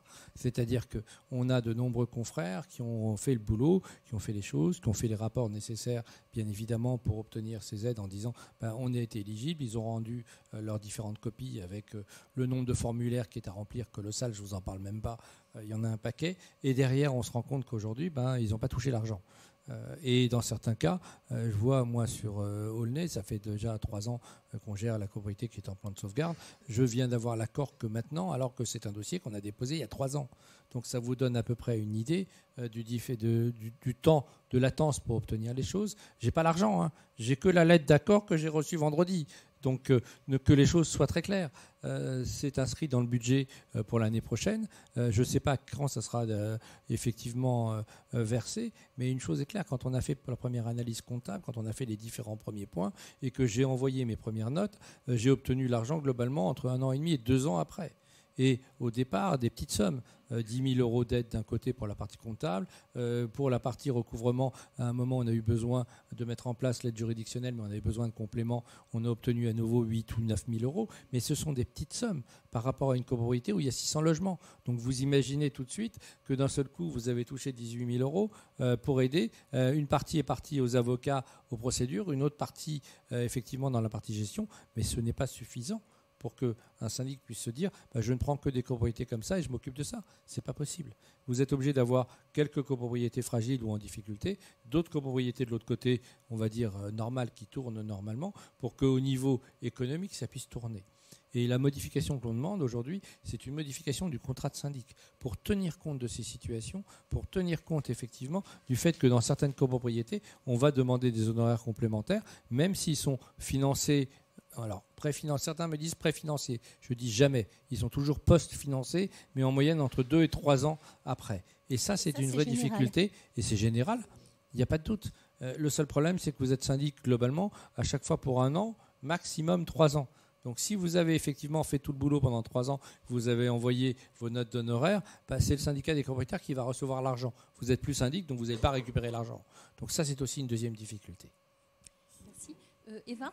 Oui, je voulais réagir sur l'aide à la gestion parce que, alors, 2 choses. Moi, je l'ai vu aussi dans ma thèse à Bron, donc en banlieue de Lyon, où il y avait effectivement un syndic qui était financé pour avoir une présence sur place tous les jours. Dans une copropriété et dans une autre, il y avait un gardien, pareil, qui était financé par la ville et l'agglo. Et ce qui est sûr, c'est qu'il y a déjà dans le discours, que ce soit des copropriétaires, il y avait des conflits terribles entre les copropriétaires détestaient la mairie. Il y avait quand même un accord global sur le fait que cette présence au quotidien, c'était quelque chose qui faisait tenir la copropriété. Tout le monde était d'accord sur ce point-là. Et par ailleurs, Lyon, on est sur des territoires où quand il y a plus de 20% d'impayés, le Grand Lyon estime qu'on est dans une situation où ça ne va pas du tout. Donc, qui est quand même pas la norme, je dirais, en termes de... sur les grandes copros qui sont en zone urbaine sensible, on est sur des gestions qui sont quand même très suivies par le Grand Lyon. C'est quoi la norme vous pouvez nous la rappeler? La loi, par tu veux rapport aux dire impayés, à partir de... Alors la loi dit que c'est soit 15% pour les grandes et 25% on fait un signalement. Mais en pratique sur les territoires, il y a beaucoup de territoires sur lesquels en dessous de 30-40% d'impayés, on ne va pas s'inquiéter. Et il y a des territoires, à Marseille inversement, il y a beaucoup de grandes copros qui sont à 100% d'impayés. Et c'est une pratique. J'ai des copros. Alors je vais répondre différemment. Le problème, c'est qu'on a un problème de calcul de cette partie d'impayés. Quand vous lancez des travaux de rénovation énergétique, j'ai un budget d'un immeuble, je vais prendre un immeuble simple, on va être avenue Foch. Le budget de charge, non, mais je le fais exprès, le budget de charge, il est d'1 million d'euros annuel en moyenne, entre 900 000 et 1 million d'euros. Je lance des travaux de rénovation énergétique, gros travaux, je lance 5,5 millions. Quand je fais mes appels de fonds, même si je le fais effectivement en 5 fois, je vais appeler plus d'1 million d'euros à chaque fois. Donc je vais être en impayé à chaque fois, à chaque trimestre, à plus de 100%. Et pourtant, dans cette copropriété, même si j'ai des impayés, même si j'ai des difficultés, même si certains se font tirer l'oreille pour payer, il y a des procédures, mais on arrive à récupérer les sommes. Et à la fin, on fait les choses, on fait les travaux. Mais vous avez d'autres copropriétés dans lesquelles vous avez des petites sommes et les petites sommes vont bloquer la totalité parce que vous avez 10 copropriétaires. Sur les 10, il y en a 4 qui ne payent pas. Et avec 4 qui ne payent pas, vous bloquez la totalité de votre gestion courante de votre copropriété. Et c'est ça la difficulté. C'est que vous ne pouvez pas dire par un chiffre uniquement, tant de pourcentage, vous êtes en copropriété en difficulté ou fragile.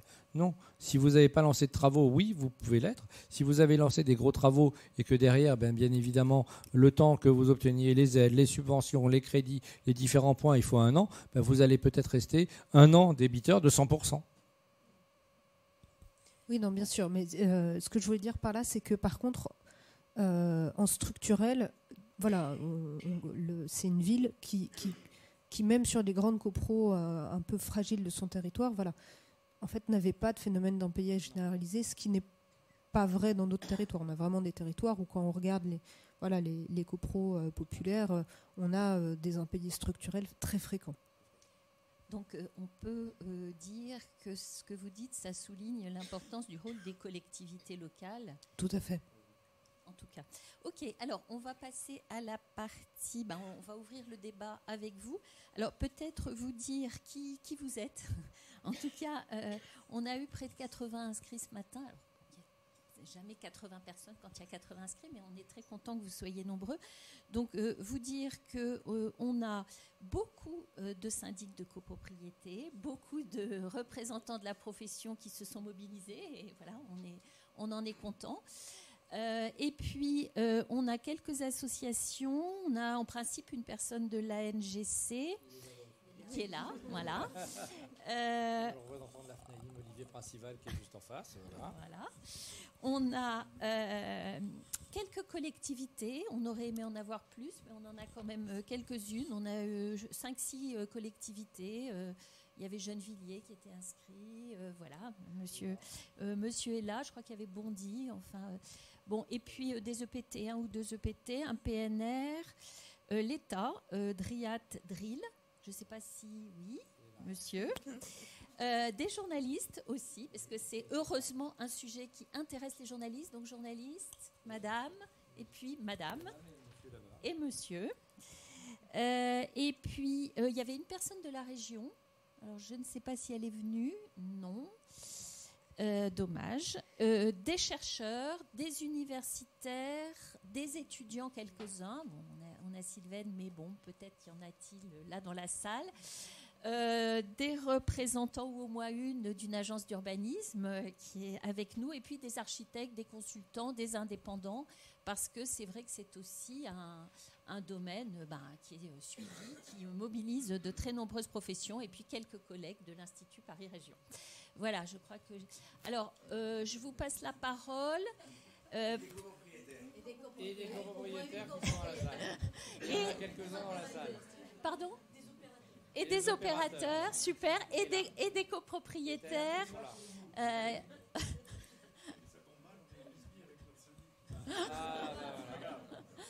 Voilà, donc à bientôt. La règle, c'est que vous posez une question, vous faites une remarque, vous vous présentez d'abord, et puis on va peut-être prendre plusieurs questions, plusieurs remarques, et on reviendra ensuite vers les intervenants. Alors, qui a une question, une remarque? Monsieur, vous vous présentez. Merci, David Bourguignon, Association Les Énergiques. J'ai une remarque concernant le financement des missions du syndic qui apparemment pose problème parce que finalement, plus on se rend compte que la complexité de la situation nécessite des travaux supplémentaires, plus la mission originelle est finalement mal définie. Et je me posais la question de la comparaison avec l'agriculture. En fait, on est dans un cas de figure où l'agriculteur finalement rend des services à la société qui dépassent largement sa production de céréales, par exemple, ce qu'on appelle les services écosystémiques. Et aujourd'hui, finalement, on pourrait voir le syndic comme un agriculteur, si je puis me permettre, qui va produire un bien qui n'est pas simplement le maintien dans un état de l'immeuble, mais aussi un état social satisfaisant, peut-être des relations avec la collectivité constructive, etc., etc. Vous voyez ce que je veux dire? Donc on a vraiment peut-être là à redéfinir ce que le syndic apporte à la société dans son ensemble pour pouvoir le financer en fait. Voilà, c'est une question, est-ce que ce n'est pas une piste à suivre? Alors il y a une piste, il y a eu une modification de la loi, puisqu'auparavant le rôle du syndic c'était de pourvoir à la conservation et à l'entretien de l'immeuble. Et dans le cadre de la loi, il a été rajouté le terme amélioration. Et donc on voit aujourd'hui effectivement qu'il y a une prise de conscience parce que la loi a dit attention, vous n'avez pas qu'à pourvoir à la conservation et à l'entretien, vous devez aussi pourvoir à l'amélioration de l'immeuble. Le seul problème, c'est qu'on parle que technique, juridique et comptable. Et que bien évidemment, toute cette partie de rôle social n'est pas prise en compte du tout et cette partie d'accompagnement est complètement oubliée. Et en réalité, on se retrouve face à des ministères qui, pour eux, c'était une question d'accompagnement. Pour eux, c'est normal, vous devez expliquer. Vous avez un devoir d'information et de conseil. Je dis oui, mais il est nulle part dans aucun texte. On le retrouve dans les cadres de jurisprudence où un syndic n'a pas informé correctement et effectivement les copropriétaires pour prendre la bonne décision, ou a fait un défaut à son devoir de conseil, ou justement à un défaut de préparation des choses ou de rappel de certaines règles pour que les copropriétaires ne fassent pas de bêtises ou ne votent pas de bêtises. Ça arrive. Mais malheureusement, ce n'est pas dans la vision aujourd'hui de notre autorité compétente des différents ministères. Est-ce que vous identifiez, juste je me permets, est-ce que vous identifiez une évolution dans le positionnement des copropriétaires récentes qui pourrait renvoyer à, par exemple, le fait d'aller pouvoir trouver beaucoup d'informations sur Internet. Enfin, on peut imaginer plein de choses. Alors, est-ce que ça, vous le constatez? Oui, on constate aujourd'hui un besoin d'information, de formation des copropriétaires. Et on le voit, on l'a vu au Salon de la copropriété il y a 15 jours, où effectivement, dans les conférences que l'on a pu tenir aux formations, on a eu des copropriétaires et des membres de conseils syndicaux d'un niveau différent des années précédentes, avec des vraies questions, avec des vraies demandes, avec une vraie volonté de compréhension des différents points. Et on voit qu'on a un niveau qui effectivement augmente parce que c'est le rôle effectivement du syndic, mais de tous les intervenants, d'aller expliquer, d'aller informer, de réexpliquer les choses. Et ils ont besoin de cette formation, de cette information, de cette compréhension. Pourquoi? Parce qu'un copropriétaire, quand il ne comprend pas, il va mettre de côté la question et en disant on le verra l'année prochaine à l'Assemblée générale. Et donc, bien évidemment, vous ne voterez pas et vous ne ferez pas avancer les choses. Pour avancer et pour voter, il faut que derrière, les gens ont pu comprendre les choses, ont pu les accepter, ont pu comprendre le processus d'avancer des différents points en se disant non, c'est pas simplement je vote en AG et tout se passe bien. C'est pas du tout ça.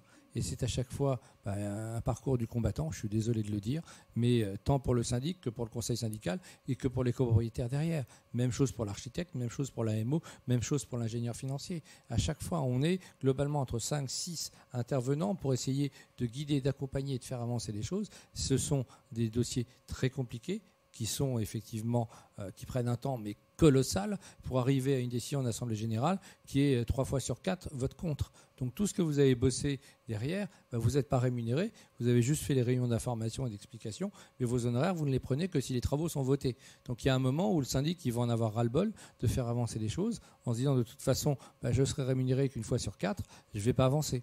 Et ça, c'est une demande aujourd'hui que l'on fait. C'est si on veut faire avancer les choses, à un moment, il faut que les syndics soient rémunérés pour ces travaux effectivement de préparation, comme le sont rémunérés aujourd'hui les architectes, les AMO, les ingénieurs financiers, parce qu'on fait voter leur mission et on fait voter leurs honoraires.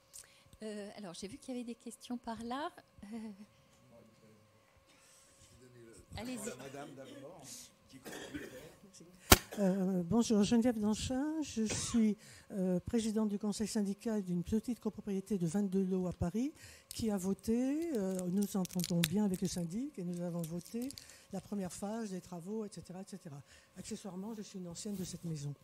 Alors, j'ai deux observations. Effectivement, nous avons commencé la démarche. Moi, en tant que copropriétaire, je me suis inscrite à Coach Pro à Paris, j'ai tout écouté, j'ai pris des notes, j'ai essayé d'informer le conseil syndical. Notre syndic a sûrement suivi les 3 jours de formation. Ceci dit, il est totalement dépourvu, et nous aussi. Visiblement, il se repose un peu sur moi pour que je l'aide. Moi, je n'ai pas vraiment l'intention de faire tout ce travail qui est énorme. Je pense que les syndics ont besoin, en plus de financement pour cette mission, d'une aide technique sur la durée, pas seulement une formation de 3 jours, qui est strictement insuffisante. Alors, je viens d'entendre qu'il y avait une aide à la gestion pour les copropriétés dégradées. Les copropriétés dégradables physiquement devraient pouvoir être aidées aussi, parce que nous n'avons aucun problème social ni d'impayé, mais nous avons un problème de bâti réel, et c'est des immeubles haussmanniens de très mauvaise qualité. Le deuxième point, c'est que dans tout l'appareil technique qui a été mis en œuvre par la ville de Paris en tout cas. D'abord, nous n'avons aucune idée de si les bureaux d'études qui vont faire le travail feront autre chose que regarder les notes de chauffage comme ils faisaient dans le temps pour les diagnostics. Et d'autre part, ce n'est pas du tout adapté à des quantités de petites copropriétés parisiennes qui se composent de plusieurs immeubles. Il faut qu'il y ait l'étude des matériaux sur 10% du parc. 10% du parc chez nous, ça fait 2 logements, or nous avons 5 immeubles. Donc nous nous sommes lancés dans la démarche, mais très nettement, je ne sais pas quand on aboutira. Je pense qu'il y a beaucoup de choses à aider effectivement au niveau des associations de syndics. Alors on va passer la parole à votre voisin parce que M. Safar vient de me dire que... on doit y aller. On doit partir dans 5 minutes. Oui. Allez-y. Oui, bonjour à tous. Olivier Principal, je suis président de la FNIM du Grand Paris, syndic de copropriété aussi. Je vais revenir après sur le sujet d'aide à la gestion ou des compléments qu'on pourrait avoir. Je pense que la situation dans laquelle on se trouve dans les cabinets de syndic, avoir des difficultés de recrutement, c'est un excellent moyen de se poser la question de comment on doit reprendre les choses, y compris dans ce prisme actuel d'incompréhension ou de complexification avec la rénovation énergétique. On a besoin de compétences, on a besoin de gens et de jeunes qui veulent y aller.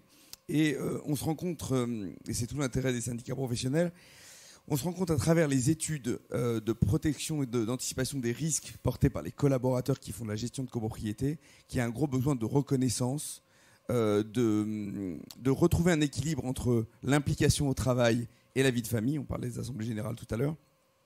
Et c'est à nous, professionnels, d'arriver à mieux expliquer ce qu'on fait. Effectivement, à l'époque de la mise en place de la copropriété, on gérait les parties communes, c'était simple.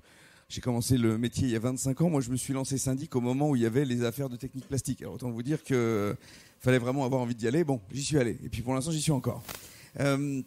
Et en l'occurrence, oui, on a tous besoin de reconnaissance dans son monde professionnel. L'objectif, c'est quand même d'arriver à faire ce travail avec le remerciement de ses clients. C'est notre meilleure rémunération au quotidien. Quand des copropriétaires nous remercient de les avoir accompagnés, d'avoir réussi un challenge, c'est ça qui nous fait avancer. Donc, du coup, on travaille avec les organisations professionnelles sur la refonte de la communication sur qu'est-ce que c'est un syndic, comment on peut apporter un service aux copropriétaires pour séduire aussi des jeunes qui vont revenir nous rejoindre, parce que la rénovation énergétique, c'est une énorme opportunité pour la profession d'arriver à s'adjoindre des nouvelles compétences. Alors ça rejoint un peu ce que vous disiez tout à l'heure, c'est qu'on était encore hier à travailler avec le ministre Patrick Vergrit, qui nous a dit une nouvelle fois « je veux travailler avec les professionnels », donc c'est quand même un bon signal. Maintenant, il faut qu'on arrive enfin à accoucher de quelque chose. Et en l'occurrence, on a encore martelé le principe de la difficulté d'initier la rénovation énergétique que l'ANA nous avait fait remonter, puisqu'en réalité, on se demandait pourquoi les syndics n'arrivaient pas à enclencher. Alors, il y a un sujet de financement, il y a un sujet sociétal, il faut que les copropriétaires aient envie. Quand vous avez des projets qui mettent 5 à 7 ans avant de sortir, et que 7 ans, c'est la durée moyenne de détention d'un appartement, autant vous dire qu'un jour on fait, un jour on fait pas. Donc nous, on est là pour s'inscrire dans la durée. Et du coup, l'aide à la gestion, on a demandé en fait que les syndics puissent bénéficier aussi de l'aide à la gestion qui était réservée qu'aux assistants à maîtrise d'ouvrage, parce qu'on a créé un métier il y a 10 ans, c'était assistant à maîtrise d'ouvrage, là où les syndics faisaient déjà de la rénovation depuis longtemps. Et donc du coup, on essaie de faire en sorte que le syndic ne soit pas exclu de l'opération. On sait que c'est le maillon qui permet d'initier la rénovation énergétique avec le concours des copropriétaires et du conseil syndical, parce que c'est un travail d'équipe. Si on ne travaille pas en équipe, on ne fonctionne pas.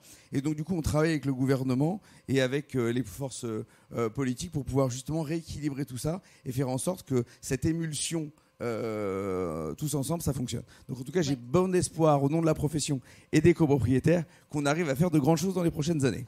Voilà, merci. Merci beaucoup. Peut-être, ouais. Donc on va vous laisser la primeur pour répondre à ces questions. Et puis on continuera. Les questions aujourd'hui des aides pour les syndicats de copropriété qui ne sont pas en fragilisation ou en difficulté, il n'y en a pas. Que les choses soient claires. Que la formation, on la fasse et qu'on s'en occupe, oui. Est-ce que tout le monde est formé et tout le monde est au niveau ? Ben non. Globalement, n'imaginez pas que ça vienne en 1 an ou en 2 ans. Il faudra 3, 4, 5 ans pour que effectivement tout le monde soit formé et soit au niveau. Et bien évidemment, le but du jeu, c'est de rajouter ces compétences à tous nos gestionnaires. Le seul problème, c'est qu'à un moment, il faut qu'on puisse les payer. Et pour qu'on puisse les payer, il faut qu'on ait effectivement des honoraires qui vont avec. Et aujourd'hui, on fait un boulot sans être payé, en préparant les choses. Et c'est la demande de modification du contrat de syndic aujourd'hui sur lequel on pousse fortement au niveau du ministère des Finances, puisque c'est la DGCRF qui bloque aujourd'hui, et qui est nécessaire pour faire avancer les choses. Parce que tant qu'on n'aura pas débloqué ces possibilités, on n'avancera pas. Et clairement, aujourd'hui, on va laisser de côté toutes les petites copropriétés, parce que les petites copropriétés, les montants ne sont pas les mêmes. Sur les grosses copropriétés, on va pouvoir se dire qu'à partir de 50, 60, 100 lots, ça va être peut-être rentable de préparer les choses et d'organiser. On va le faire. Mais dans les autres, on va ne le faire que si on nous le demande. Et ça va être la difficulté, plutôt que de les accompagner à chaque fois sur les démarches, parce qu'il va falloir accompagner la copropriété en fonction de sa situation, et non pas en fonction de la demande qui en est faite par les copropriétaires. Certains immeubles auront peut-être une demande, mais on va dire que c'est peut-être pas urgent. D'autres n'ont pas la demande, mais pourtant c'est beaucoup plus urgent. Et ça, c'est la difficulté la plupart du temps. Et si vous aviez juste un souhait avant de partir ? Les 2 souhaits que j'ai, je vais le dire double. 1, c'est la modification du contrat de syndic pour tenir compte des honoraires du syndic.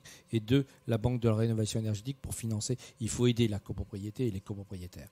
Si on n'a pas ces 2 points-là, on n'avancera pas. Et vous aurez ces blocages d'un côté du syndic, de l'autre côté des copropriétaires. Merci à tous. Beaucoup. Je vous abandonne en tout cas. Merci beaucoup. Je vous laisse le micro. On va...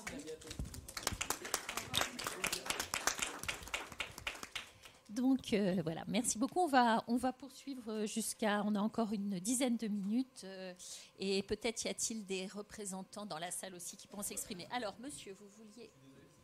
Oui. Ah, je vous en prie. Allez-y. Oui. Alors, Gilles Frémont, donc président de la NGC, l'Association nationale des gestionnaires de copropriété, donc syndic moi-même.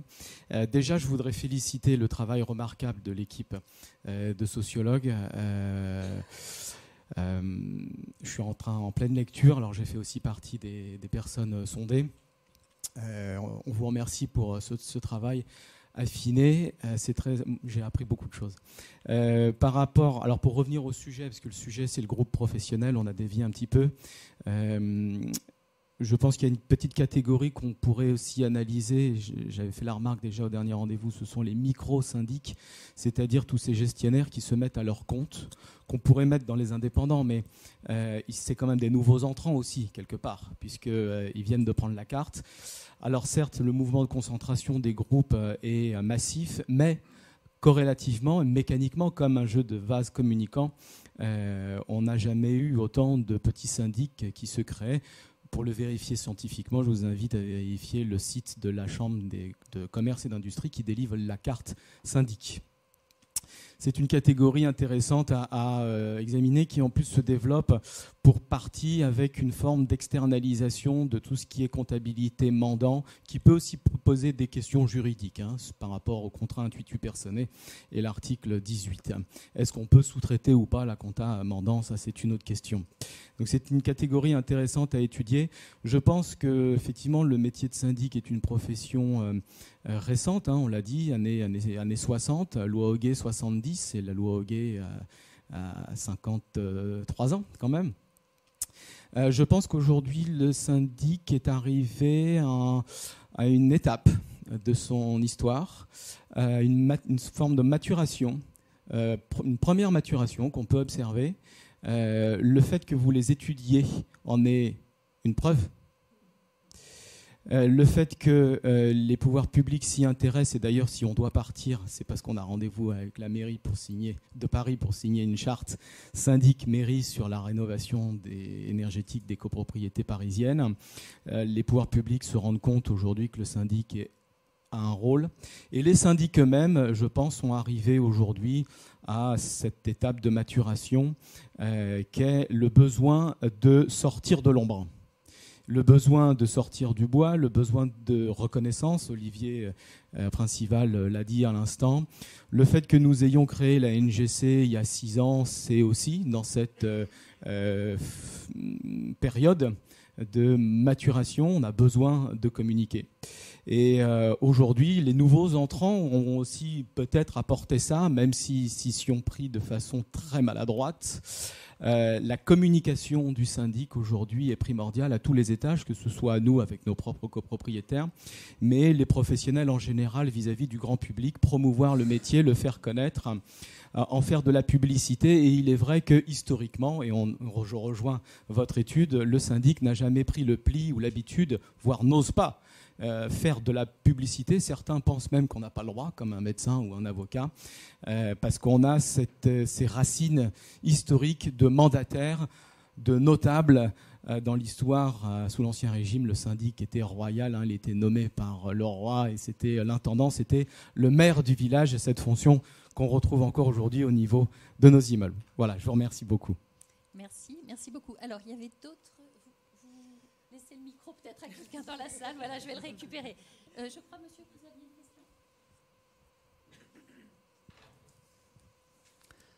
Bonjour, je suis Philippe Cortès. Je suis un représentant élu du PNR du Vexin. Alors, en fait, je partage pas mal de choses de ce qui ont été dit. Mais je voulais savoir déjà, est-ce que dans vos études universitaires, vous avez travaillé sur le sujet de la concertation et de la gouvernance ? Parce que en fait, sur ces sujets de concertation, je me rends compte que finalement, c'est le parent pauvre. Et un autre parent pauvre, en fait, c'est la relation avec le conseil syndical, qui, soit dit en passant, est aussi une entité non rémunérée. Et ce que je vois, c'est que finalement, quand il n'y a pas un conseil syndical qui s'implique à fond, au-delà de son mandat simplement de contrôle, eh ben, la plupart du temps, les copropriétés vont mal. D'autre part, je suis désolé, mais en fait, il y a beaucoup de syndics qui ne sont pas à la hauteur. Alors, dans la salle, je suis certain que tous les syndics qui sont impliqués, mais je le dis très sincèrement en plus, font leur travail très correctement. Je partage tout ce qui a été dit sur le fait que les syndics manquent de moyens, mais je suis désolé, il y a un certain nombre de syndics qui aujourd'hui sont tellement pas à la hauteur que finalement on se demande même comment est-ce qu'ils ont pu en arriver là.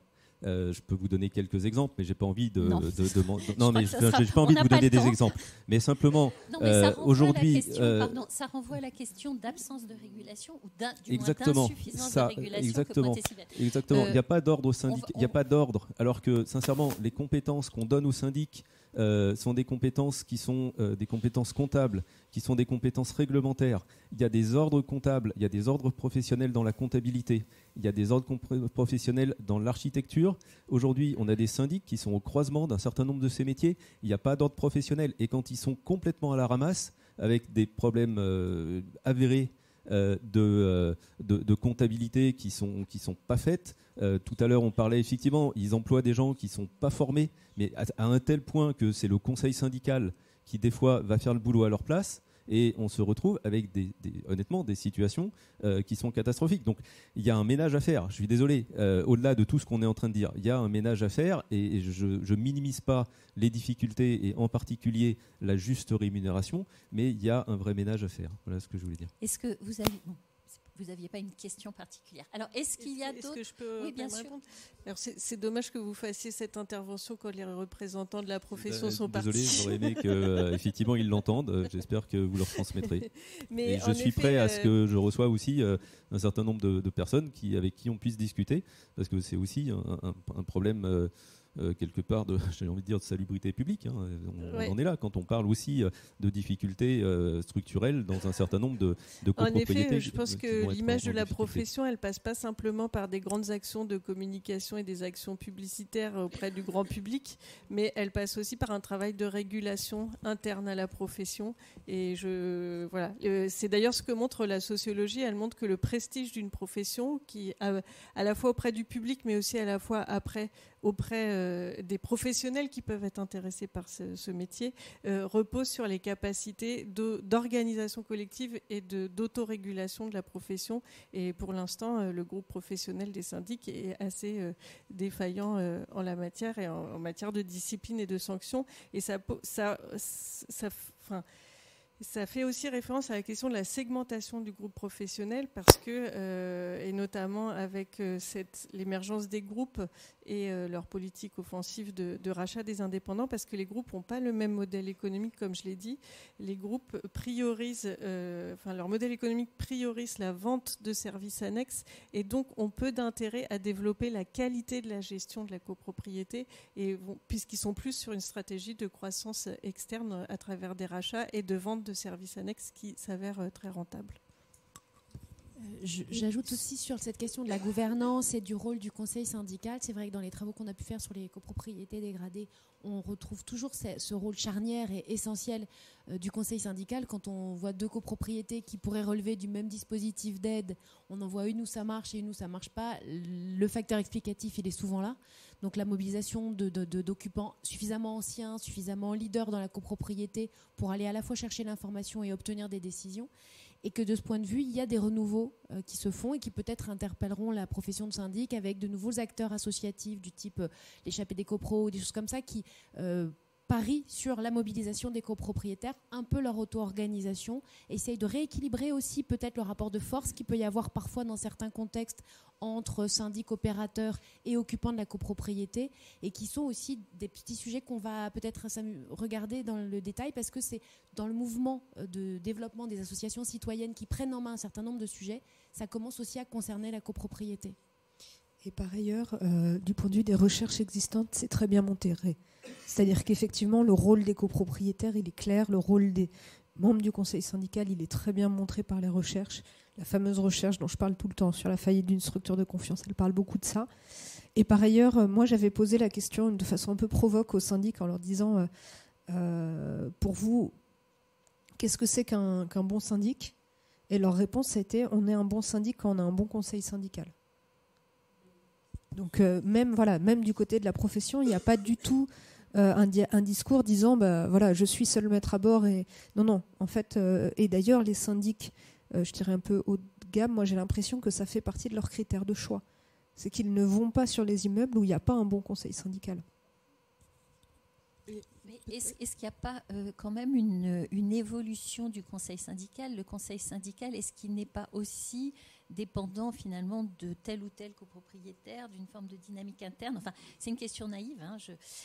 Ou au contraire, est-ce que vous constatez que finalement le conseil syndical, il est influencé d'une certaine manière par la copropriété ? Enfin, je ne sais pas si ma question est claire, mais vous voyez ce que je veux dire ? Quelle est la part de l'individuel et la part du collectif ? On a l'impression que les conseils syndicaux peuvent reposer sur telle ou telle personnalité forte à un moment donné, et on se dit, si elle s'en va, qu'est-ce qui va se passer ?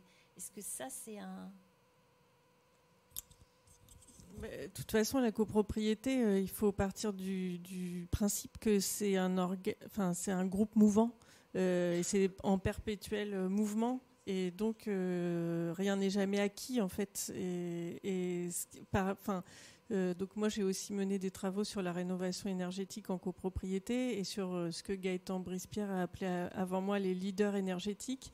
Et en fait, donc, qui mettaient l'accent sur cette personnalité qui jouait le rôle de leader, mais en fait, les recherches approfondies montrent que si le leader il reste isolé, il a peu de chances d'aboutir à une décision de travaux, parce qu'en fait, le principe de la démocratie directe en copropriété est très important, et donc c'est plus efficace quand le leader est entouré d'une équipe et quand on a affaire vraiment à une équipe de leaders avec des compétences différentes, parce que la gestion de la copropriété, en fait, ce sont des compétences pointues et variées. Donc voilà, il y a quand même une idée d'importance d'un petit collectif. Un collectif, ça peut être 2 déjà, mais Monsieur de Gennevilliers, je crois. Par ailleurs, ne pas oublier que les copros, il y en a à 2, il y en a à 500. Donc aussi, là-dessus, je pense que c'est difficile pour les recherches de répondre de façon générale, parce que sur les grandes et sur les petites, plus on est sur les petites, plus une personne qui part, ça va jouer. C'était pour réagir plutôt à ce qui vient d'être dit. Donc je travaille à Gennevilliers, je suis en charge de la relation avec les copropriétés et de l'habitat dégradé. Donc on porte une OPA sur la commune. On a une politique très interventionniste au niveau des copropriétés et de tout, en fait. L'un des objectifs, on a eu beaucoup de défaillances de syndics, puisque c'est vrai que les communes périphériques et les communes assez populaires ont des grandes difficultés. Les gens n'ont pas d'argent, les gens ne payent pas, les syndics ne viennent pas. C'est tout aussi simple que ça. Je les comprends, ils perdent de l'argent. Ce qui fait que pour beaucoup, on est monté au conseil syndical. Avec l'acquisition de l'eau au sein de la copropriété, on monte au conseil syndical et on fait pour grande partie le boulot du syndic et du conseil syndical. Bon, nous on paye la personne pour... c'est une vision qui peut être originale, mais qui coûte quand même assez cher à la commune. Et par ailleurs, sur la formation et la formation des conseils syndicaux, un travail qui a été fait, qui est fait depuis des années, c'est la formation des conseils syndicaux. Donc je sais qu'il y a des associations qui organisent des formations, etc. Comme je vous dis, on est avec des gens qui ont peu de revenus, qui sont propriétaires, mais souvent assez de milieux populaires. Et Gennevilliers, on est quand même dans une ville où il y a 70% de logements, quasiment 70% de logements sociaux. Les propriétaires ne sont pas des multimillionnaires, etc. Donc il y a un vrai sujet aussi de formation des membres du conseil syndical. Ici, la commune l'a pris à sa charge. Je ne sais pas après ce qui peut être fait au niveau des institutions. C'est assez complexe. Et les faire venir dans des instances comme ça, c'est inimaginable. Notre PT essaye de les former, ils ne viennent jamais. Donc c'est vraiment très compliqué d'aller vers les membres du conseil syndical qui sont pour beaucoup, déjà dépassés par ce qui se passe en interne. Si on leur rajoute quelque chose, c'est inenvisageable. Et je ne sais pas si vous avez des biais, des choses comme ça pour former en partie le conseil syndical d'une part. Normalement, c'est aussi un peu le rôle du syndic d'accompagner celui-ci. Comme je vous dis, ceux qui viennent, c'est parce qu'ils ont l'habitude, etc. Ou ils sont spécialistes en coprodégradé et ça devient un autre sujet. Ok, alors on va revenir vers les intervenants pour demander une réaction. Mais justement, dans ces cas-là, donc là c'est moins en lien avec notre recherche, mais moi j'ai participé par ailleurs à une expérimentation menée par la Fondation de France et la Fondation Abbé Pierre sur les petites copropriétés fragiles sur le territoire de la Courneuve. Et en fait, un de nos axes clés, ça a été de tisser un partenariat avec des syndics, mais des syndics extrêmement locaux, ces fameux micro-syndics dont parlait la NGC tout à l'heure, et qui sont engagés, qui aiment en fait gérer ces petites copropriétés, qui sont micro-syndics, donc ont un modèle économique particulier. Et donc, je pense qu'il y a vraiment un intérêt de la part des collectivités à considérer les syndics donc comme des partenaires et des acteurs potentiels du territoire, y compris à les accompagner en fait, parce que ce sont aussi des acteurs économiques, ce sont aussi des acteurs pourvoyeurs d'emplois, ce sont aussi des acteurs qui animent des réseaux de professionnels et d'intervenants sur les copropriétés. Oui, peut-être je voulais juste ajouter parce que je pense qu'il y a un acteur dont on a très peu parlé aujourd'hui, mais qui est quand même assez bien placé pour faire un peu ce lien entre les territoires et les copropriétés, et qui va vraiment apporter aussi, idéalement, pourrait apporter une ingénierie et renforcer le contrôle du conseil syndical. dans le contexte des projets de rénovation énergétique qui sont les agences locales de l'énergie et du climat, mais qui aujourd'hui font face à des moyens très très inégaux. On parle beaucoup de l'agence parisienne du climat qui heureusement a la chance d'avoir une équipe conséquente, d'avoir des moyens et surtout qui travaille aussi sur ce sujet depuis très longtemps, qui a une vraie expertise qui permet à avoir aussi structuré des échanges avec les syndics, avec l'ensemble des acteurs de la copropriété, mais ce qui est loin d'être le cas de l'ensemble de ces structures sur le territoire francilien. Pourtant qui peuvent avoir un rôle très important de conseil neutre, une mission de service public, qui peuvent aller jusqu'à accompagner quand même tout le processus, peuvent intervenir dans des réunions avec les conseils syndicaux, même en assemblée générale, pour vulgariser, apporter de l'information sur les dispositifs publics, sur les aides qui sont là aussi lors des restitutions, des diagnostics, etc., quand il y a un accompagnement qui est structuré sur le territoire. Et donc là, il y a aussi la question des moyens qu'on met pour avoir cet accompagnement public qui soit à la hauteur de l'enjeu, de la complexité de la rénovation des copropriétés, parce qu'on parle beaucoup du renforcement des subventions publiques directes aux copropriétaires via MaPrimeRénov' et d'autres formes d'aide, mais finalement on parle assez peu de la pérennisation et du renforcement des moyens qu'on donne à cette ingénierie publique. Là, et on sait que dans ces structures en Ile-de-France, il y a beaucoup de turnover, il y a une difficulté de garder des personnes, il y a une difficulté de moyens aussi, d'avoir une vision longue en fait sur les moyens. Là, il y a eu pas mal de changements aussi en permanence auxquels ils sont confrontés.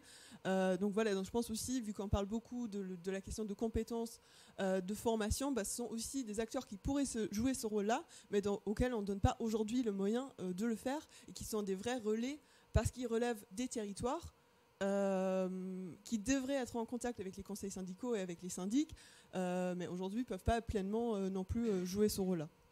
De l'importance de l'ingénierie publique territoriale.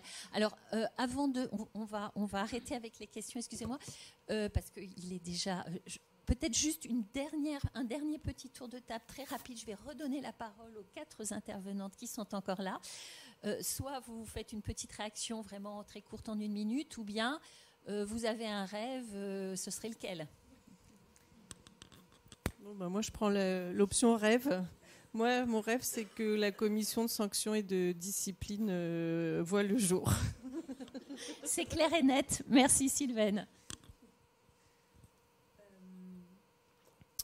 Je vais être sur le rêve. Moi, mon rêve, c'est effectivement que sur tous les territoires, il y ait comme à Gennevilliers un peu systématiquement un chargé de mission copro dans les collectivités. Parce que là où ça existe, ça crée des choses qui sont vraiment passionnantes. Moi, si vous ne connaissez pas Annecy notamment, c'est une super inspiration. Merci, Annecy. Merci. Francisca. Je vais rebondir sur ce que vient de... dire, parce que c'était la même idée, c'est que moi j'ai, dans la dernière étude, croisé plusieurs villes qui se sont organisées pour avoir un dialogue au quotidien avec leur parc de copropriétaires, avec des formations pour les conseils syndicaux, avec un club des copropriétaires qui délivre de l'information, ce qui n'était pas dans le spectre d'activité, d'action des collectivités jusque-là. Et j'ai trouvé que c'était vraiment une piste qui semblait très prometteuse, parce que beaucoup de collectivités franciliennes ont eu le choc de découvrir des copropriétés vraiment dégradées pour lesquelles elles ont mis beaucoup d'argent pour les accompagner, et elles se sont un peu toutes dit, la prochaine fois j'essaierai d'intervenir avant que ce soit à ce point la cata, et du coup cette nouvelle façon d'agir me paraît très intéressante à suivre.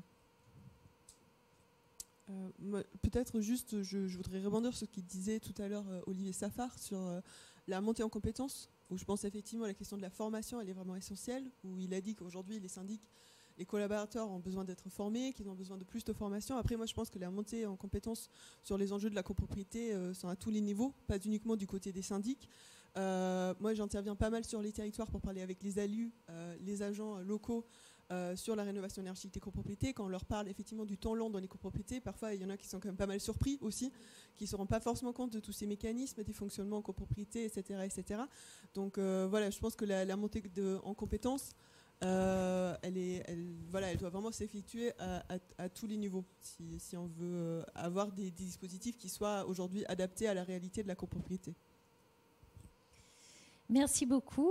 Merci aux intervenants et aux intervenantes. Merci à vous pour votre présence et pour être venu ici échanger avec nous. Et donc, vous trouverez le podcast sur notre site web. On peut vous inviter aussi, pour découvrir les travaux de l'Institut Paris Région, à vous abonner à la news. On appelle ça la cyclique. Vous pouvez vous abonner sur notre site web, c'est gratuit. Et vous serez informé des travaux, des événements gratuits comme ça, des formations de l'Institut Paris Région. Voilà, très bonne matinée.